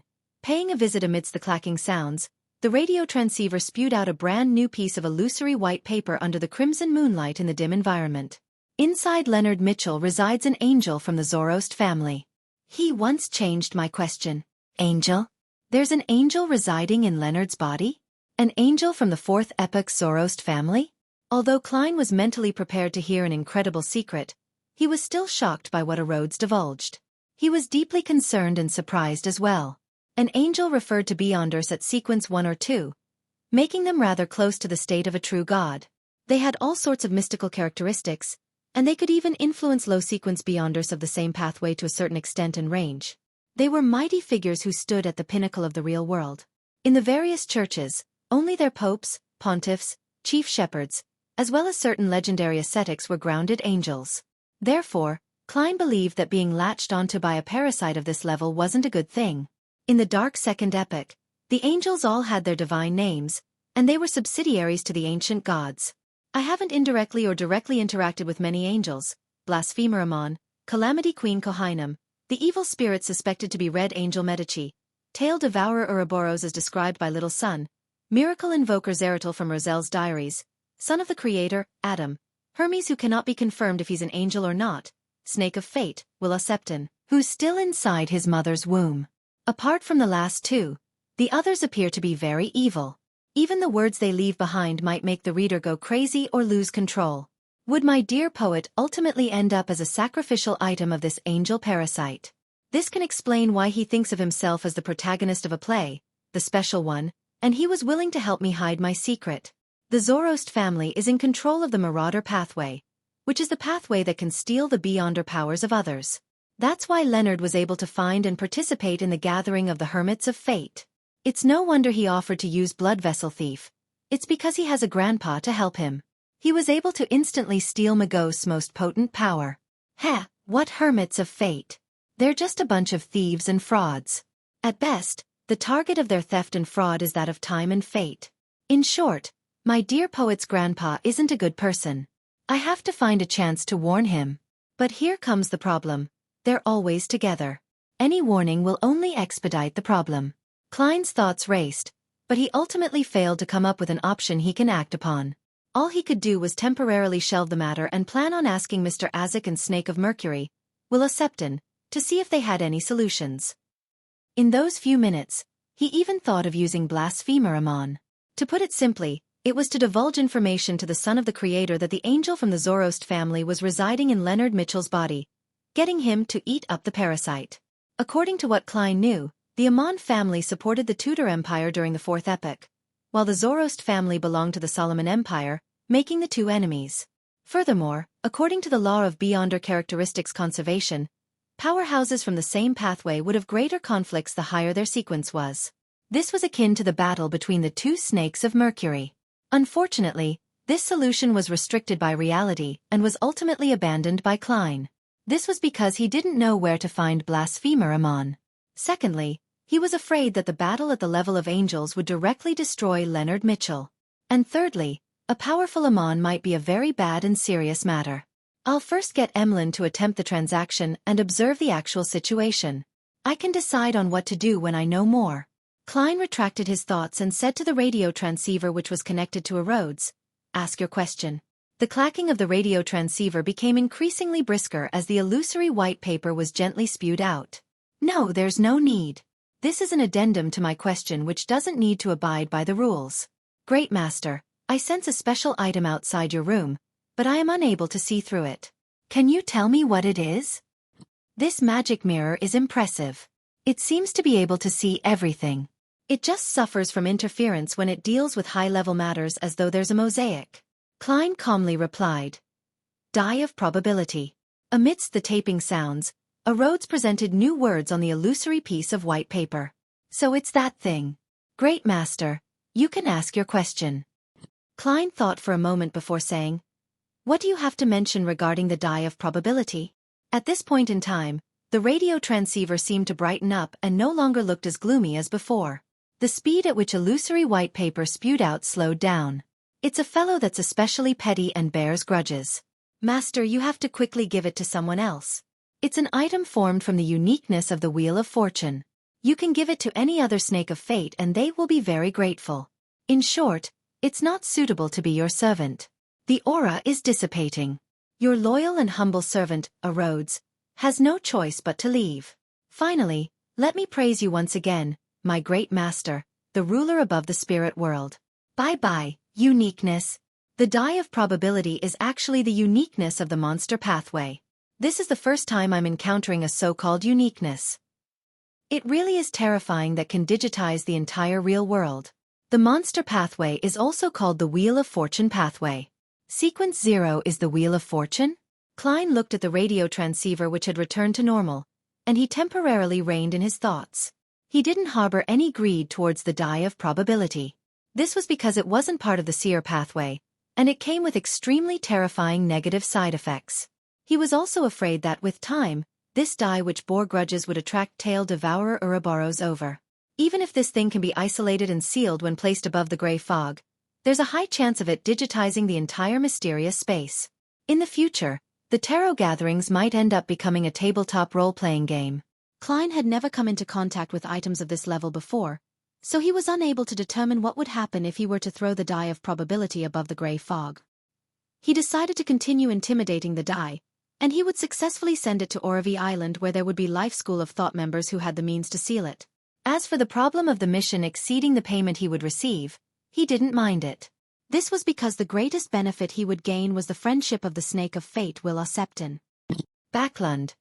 Harvest Church. Emlyn White held a strange badge which was the size of an eyeball and chuckled inwardly. The world sure is long-winded. Isn't it just finding a nighthawk named Leonard Mitchell at Pinster Street in Northborough?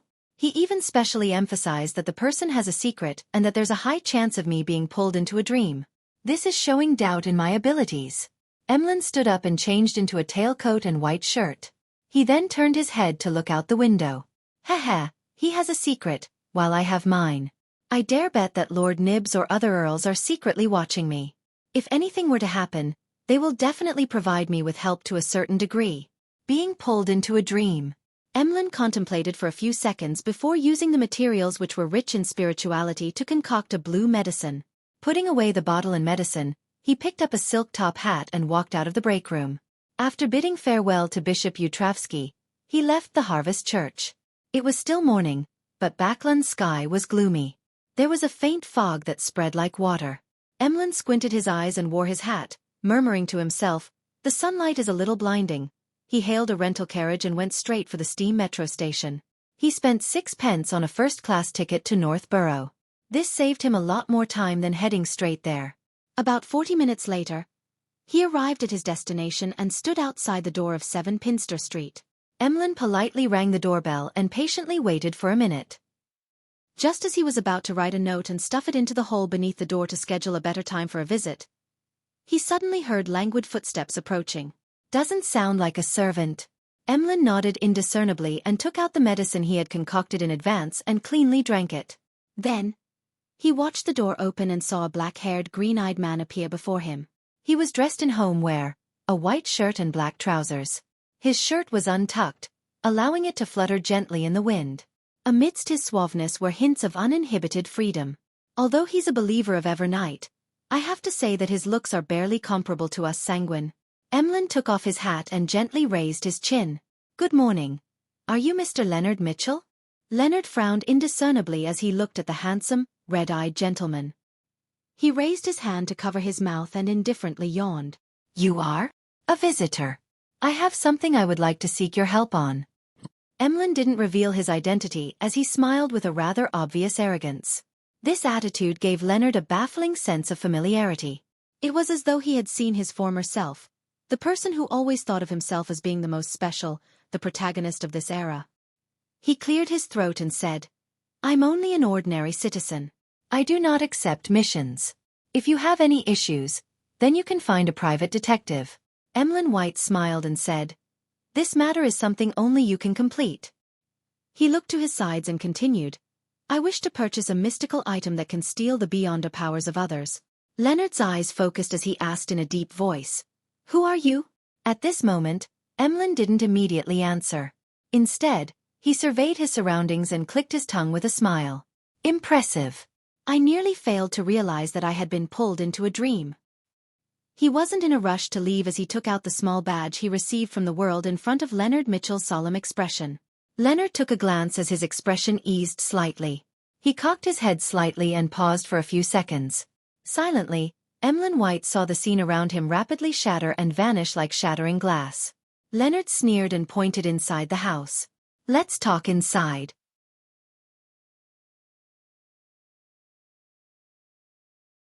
Chapter 610. Throwing the die. Upon hearing Leonard Mitchell's invitation, Emlyn didn't show any fear. He held his top hat and wore a subtle smile before entering the house without any qualms. He didn't take off his coat, as a potions professor often brought several supplementary items. It wouldn't look pleasant once the concealment of these items was gone. Emlyn sat down with his starched tailcoat, leaning back into the support as he leisurely said, Actually, there's no need to go through the trouble. If you have it, name the price. Otherwise, just frankly say so. Of course, I'm very certain you have one.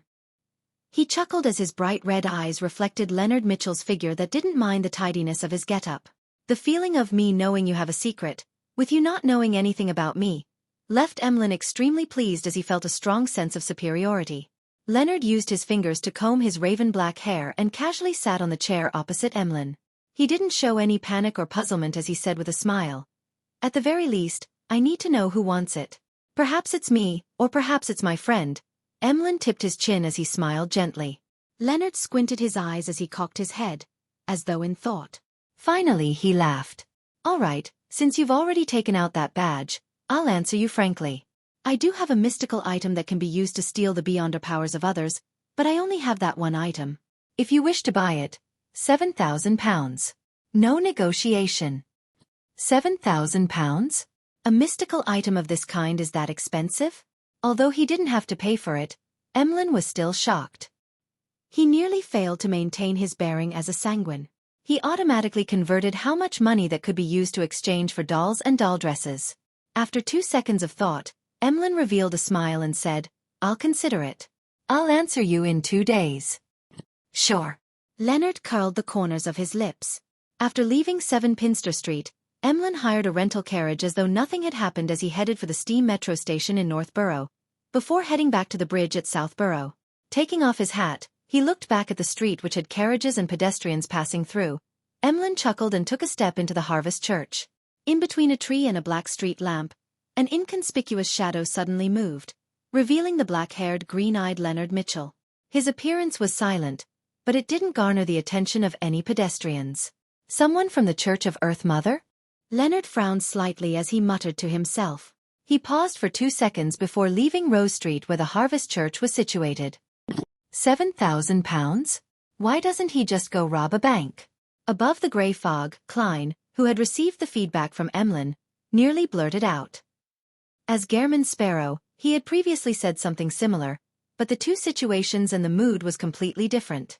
Using the bounty of the Golden Dream's third mate, Flowery Bow Tie Jodson, as a reference, Klein inferred that a similar mystical item was worth about £5,000. Even if there was a premium, it would have maxed out at £6,000. Who knew that Leonard Mitchell would directly ask for £7,000? Could it be an item left behind from a high-sequence Beyonder, making the act of stealing Beyonder powers just one of its effects? No, if that's really the case, the price would start from £10,000. My dear poet, why didn't I know you as a profiteering merchant? You clearly exhibit a free and easy demeanor and showed no interest in money. Klein couldn't help but sigh. Since he had a clue and saw a glimmer of hope and how it was something that could be resolved with money, Klein didn't wish to seek out other channels to prevent any mishaps from happening. He quickly calculated his wealth and discovered that it was an acceptable price.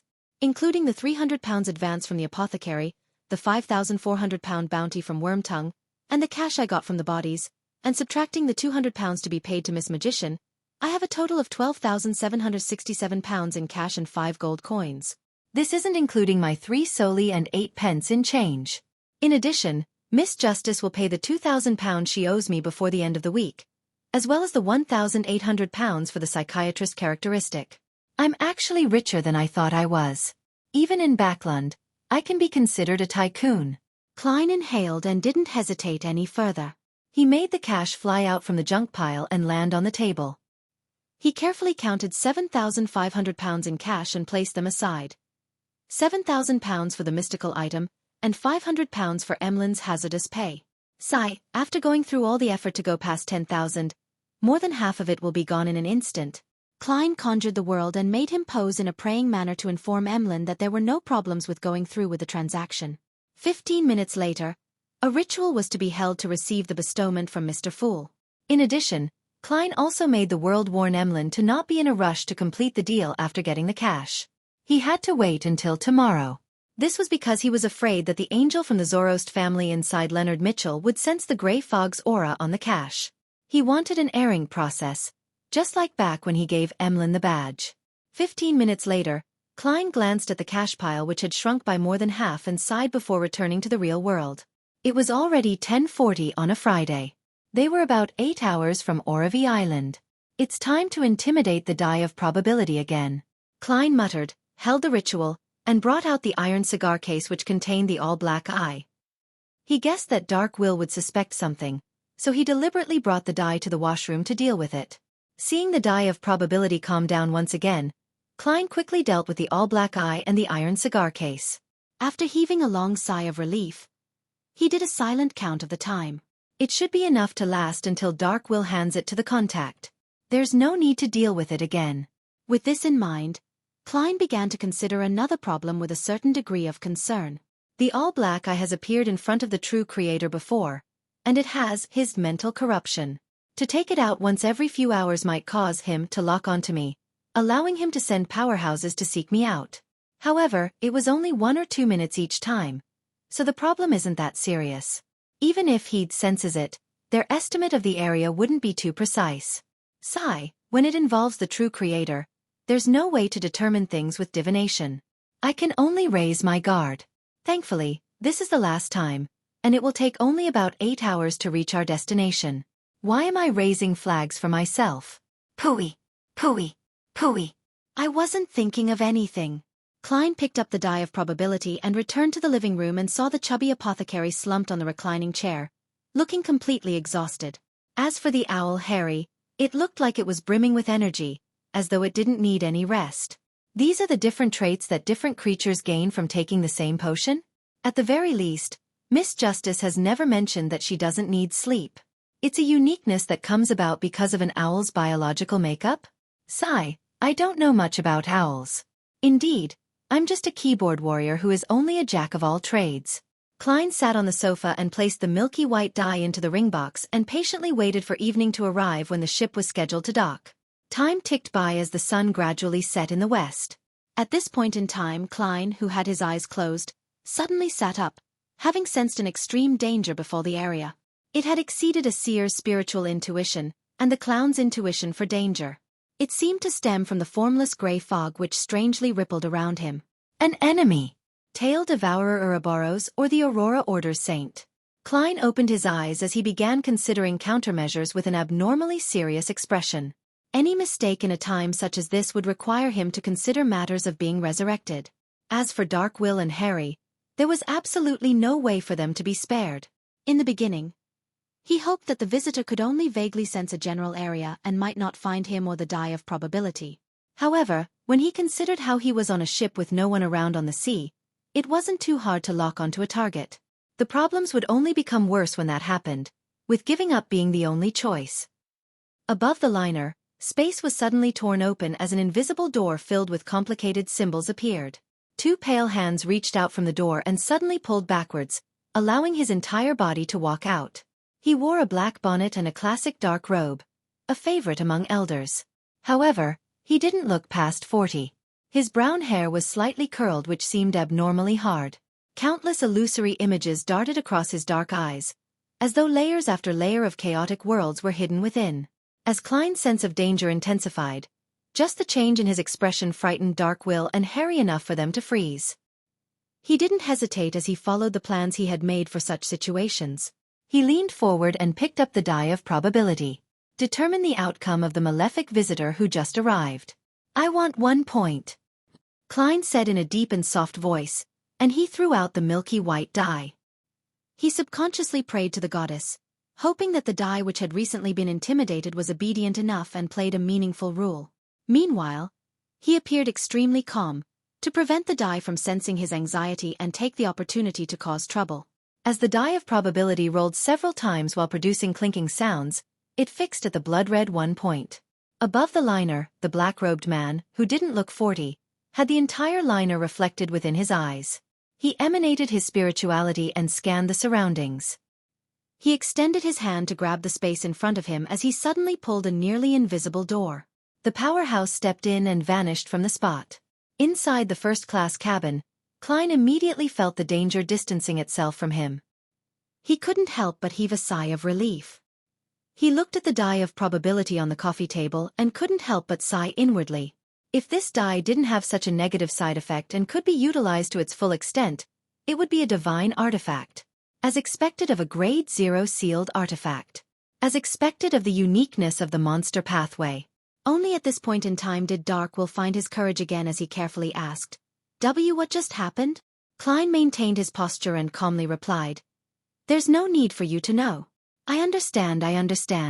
The more I know, the greater the danger I'll be in. Dark Will wiped the cold sweat from his face. There weren't any more accidents in the next few hours. After the sun went below the horizon and the sky became completely dark, Klein finally saw a towering lighthouse appear not too far away.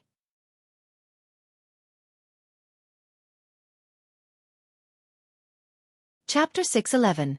Fate. Councilor Oravi was situated northeast of the Rorsted archipelago. The straight-line distance wasn't too great, but the safe sea route had required ships to take many twists and turns, causing the distance traveled to increase by several hundred nautical miles.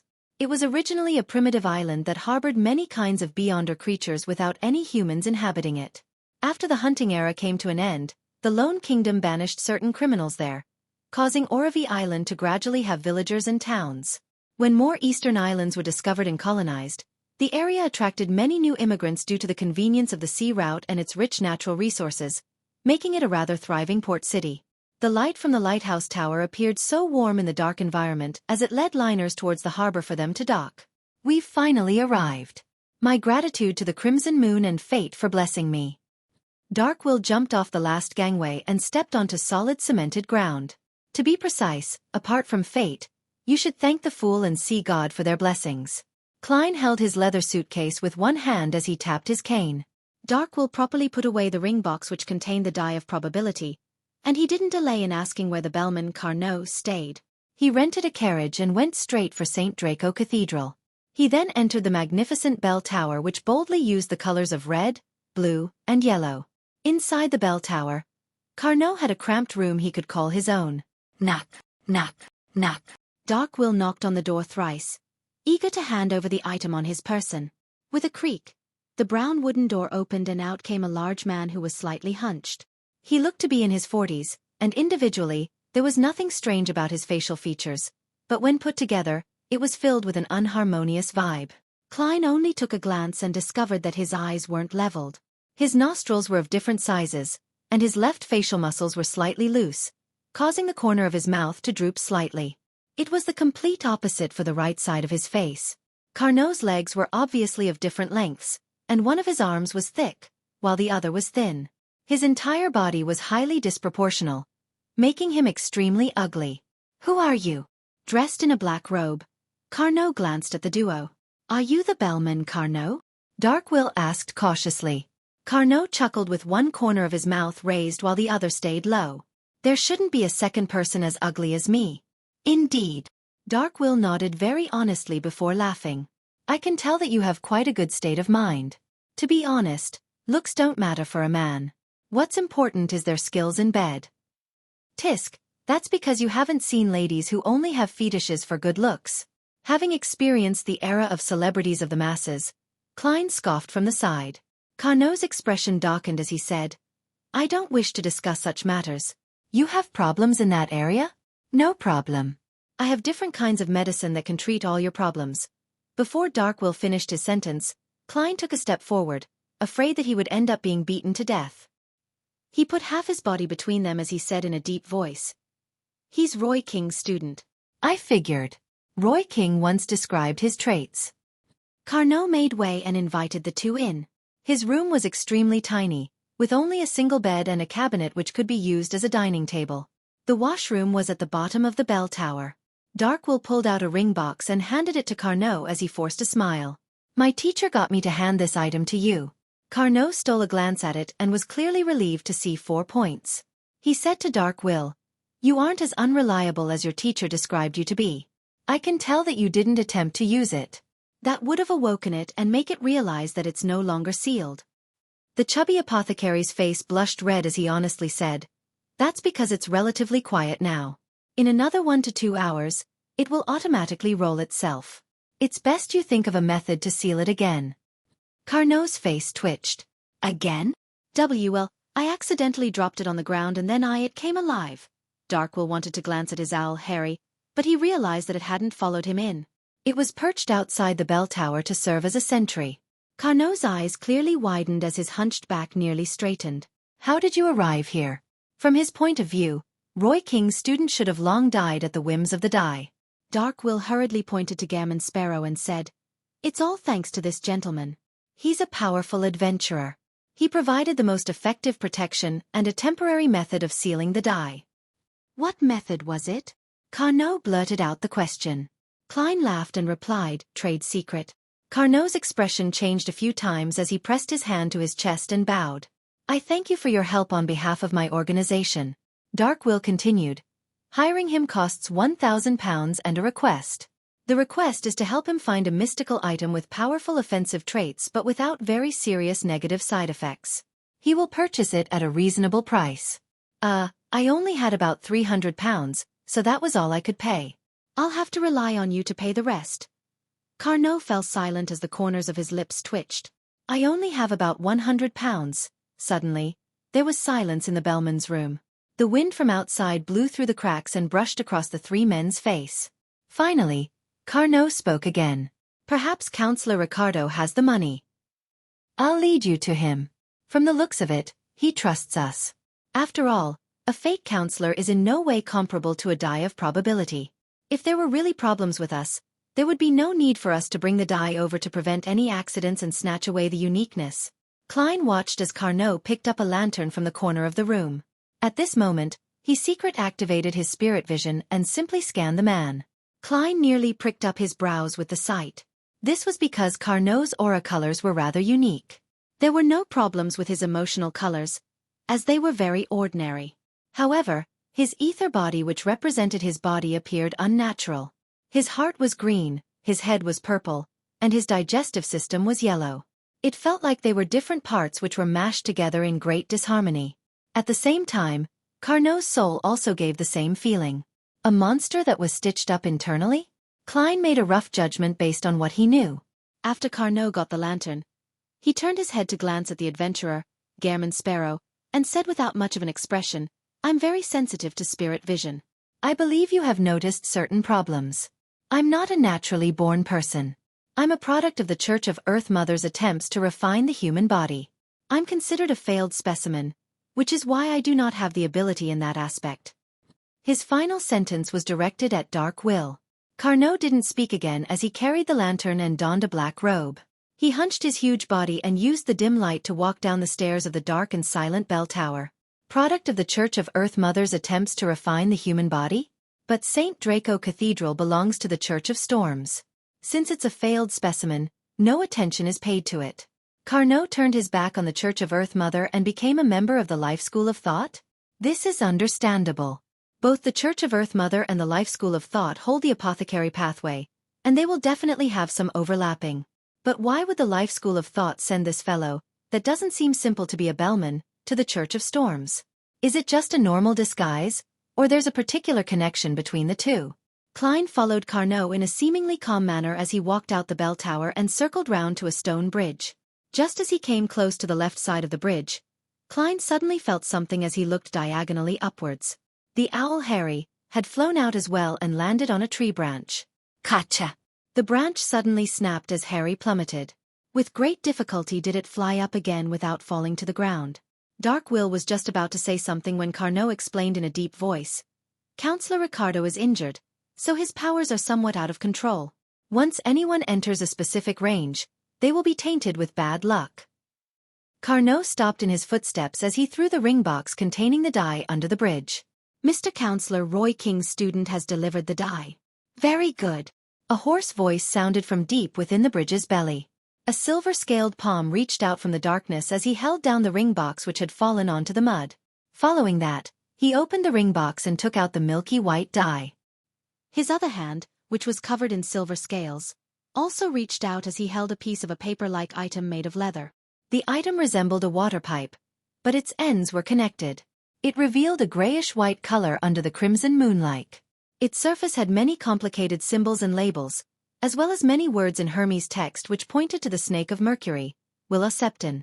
Fate Councilor Ricardo pulled the item apart and stuffed the die of probability into it before connecting the two ends together. Using fate at a small scale to seal the die of probability with periodic boundary conditions, making it remain in a perpetual state of slumber or calm. Indeed, Snake of Mercury Willa Septon had foreseen such a situation and had made certain preparations. Klein retracted his gaze in relief, and he heard Ricardo's hoarse voice. I already know of your agreement, Mr. Gehrman Sparrow. I will help you find the mystical item after I've recovered. As for the £700, I'll immediately augment you with good luck. Go to the few casinos in Oravi and make some bets and you'll receive the corresponding reward. Remember, do not win more than £200 at each casino. You must not win more than £700 in total. Which is to say that you don't have the money either. Seeing how you're hiding while injured, it's considered normal not to have money with you. Klein nodded indiscernibly and said, Okay. He waited for about 10 seconds without sensing anything. Councilor Ricardo heaved a sigh of relief and said, You have become sufficiently lucky. Is that so? Klein chose to believe him and didn't disturb Darkwill's report to a senior of how his teacher had been imprisoned. Based on Carnot's introduction, he found a nearby casino and sat at the blackjack table. After about 10 minutes, he walked out of the casino with a blank look. Not only did he not win money, but he had lost a total of £30. What happened to the good luck? Why did I believe him? That darn old man is terrible. Klein didn't hesitate to return to the stone bridge and approached its belly. That fast? You have pretty good luck. Ricardo laughed as he coughed under the dark bridge. At that moment, Dark Will and Harry had already found a nearby inn to live in. Klein replied without a change in expression, I lost. Lost? Ricardo ruminated over the word and couldn't formulate a sentence for quite a long period of time.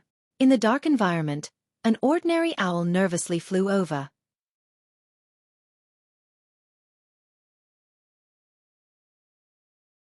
Chapter 6:12. In hand, the two street lamps on either side of the stone bridge silently illuminated the street, but they were unable to disperse the darkness beneath. Only the crimson moonlight from high above could barely illuminate the brown soil. Hidden under the bridge, Fate Councilor Ricardo remained silent for quite a while, making Klein suspect whether he had already passed away due to his heavy injuries. He guessed that a large reason as to why the luck augmentation had failed was because of this.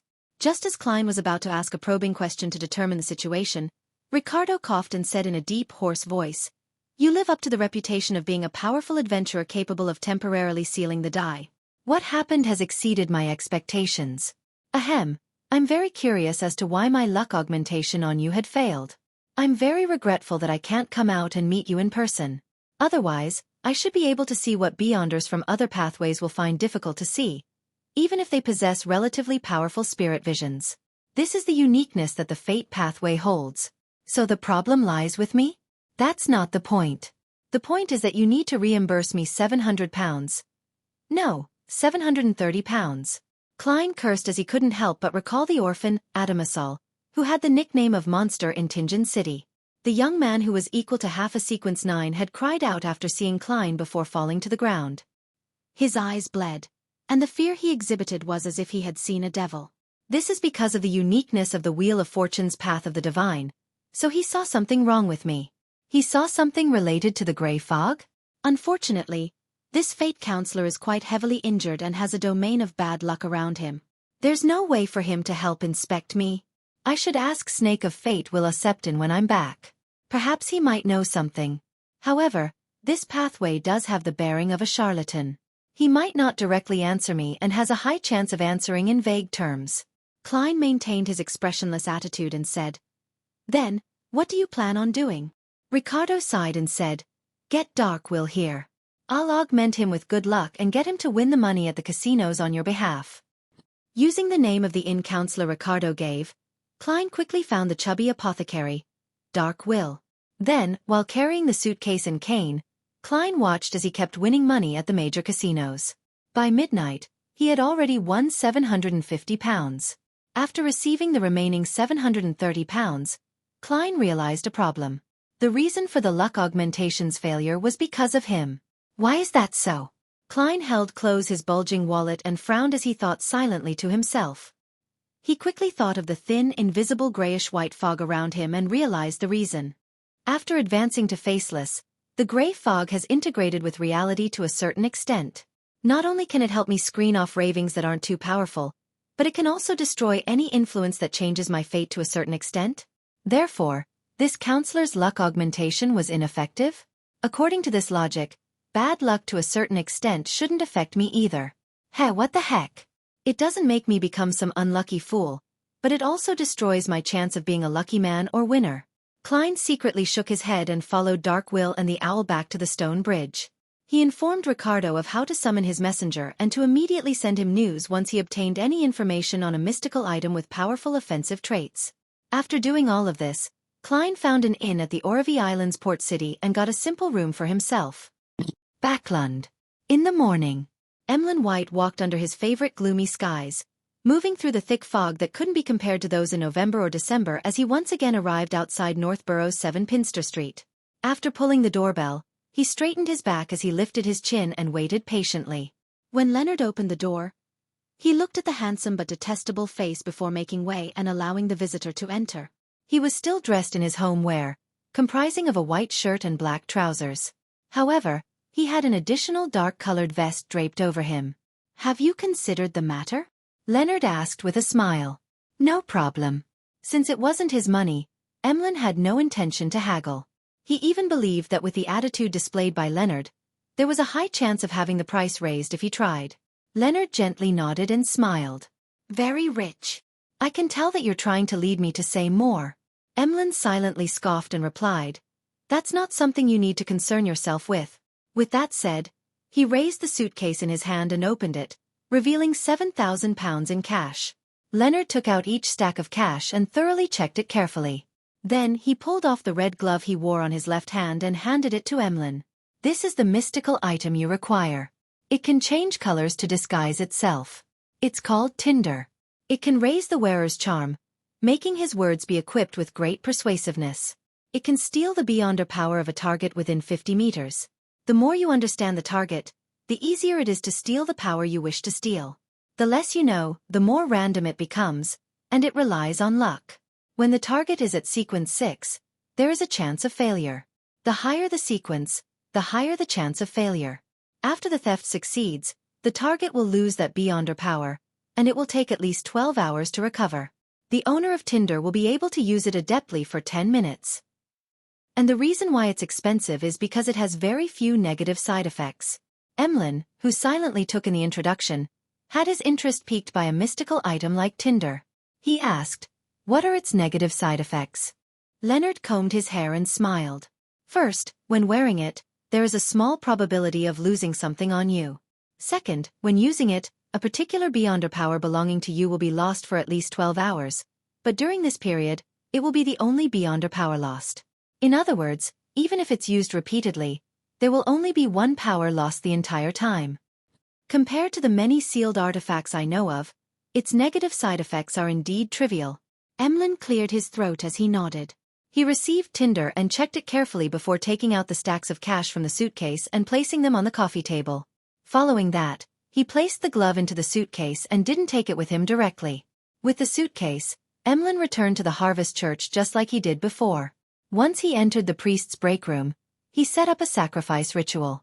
The illusory and mysterious door opened as the red glove tore through the dark and deep void as it was sent directly above the gray fog. At the moment the gray fog made contact with the glove, a tiny, distorted, terrifying face suddenly appeared. It kept evaporating as it struggled to sustain itself. Upon seeing this scene, Klein wasn't surprised. After all, the grandpa residing in Leonard's body was an angel of the Marauder pathway. If Amon could do it, it was quite certain that he was capable of doing the same. For this, he had made sufficient preparations. He believed that even if the grandpa had really reached Amon's level, he was able to wipe out the corresponding aura without making him sense the existence of the gray fog, making him take action on Emlyn. Picking up the sea god's scepter, which had long been placed in front of him, Klein made the blue gems light up at the same time from a commanding position. Suddenly, silver light bloomed above the gray fog as the lightning carried portions of the gray fog's powers like a storm, zapping the tiny illusory face. The face dissipated completely before it could even cry out, leaving behind a dead translucent worm with 12 transparent rings. Worm of time. But it seems weaker than Amon. Klein muttered as he beckoned with his hand for the red glove and familiar worm to fly to him. After some serious scrutiny, he confirmed that the worm was basically identical to the one Amon's avatar had left behind. My dear poet's grandpa is of the same sequence as Amon? Sequence 1? No, not necessarily.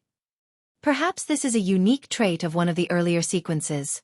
If it's really a sequence 1, the notion that Amon is the son of the creator and a king of angels makes it possible that he has fused with uniqueness or has another sequence 1 characteristic. Klein made a guess, but he was unable to verify it.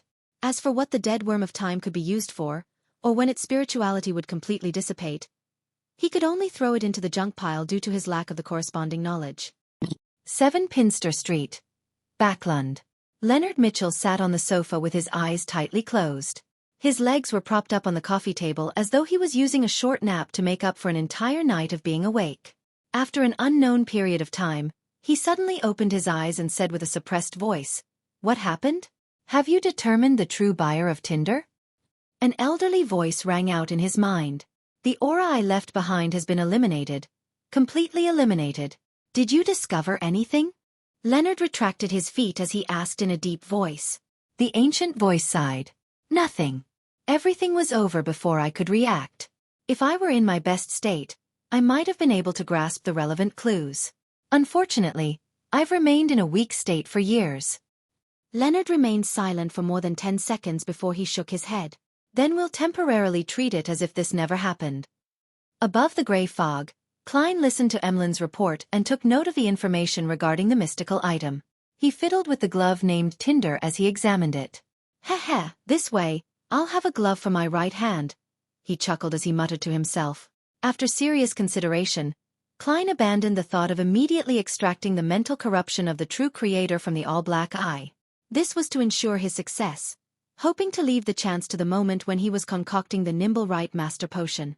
According to the records of the City of Silver, even without the gray fog screening, there were no problems with such a procedure. Furthermore, with the gray fog, there wouldn't be any additional accidents, even if it were the mental corruption left behind by the true creator. I can also use Tinder normally. Yes, when I need to use it, I have to put my cash, pocket watch, and other mystical items above the gray fog. I mustn't let any item become lost. In fact, even if I don't do so, the problem isn't too great. I'm a seer. Do I need to be afraid of not being able to find things I dropped? Heh. In a normal battle, I'll have creeping hunger on my left hand and Tinder on my right. Just the thought of it sounds formidable. Klein reined in his thoughts and discovered that everything related to the Sequence 5 Nimble Right Master Potion was ready, apart from the 2 commonly seen supplementary ingredients. He nodded indiscernibly and muttered silently to himself, "I just need to wait for the faceless potion to be completely digested. Then, I'll board the ship of Admiral of Stars or the Hanged Man and head east of the Sonia Sea to find mermaids." You're tuning in to the Xueqi's Martial Arts Saga YouTube channel. Don't forget to subscribe and join us on this journey to catch the most captivating stories.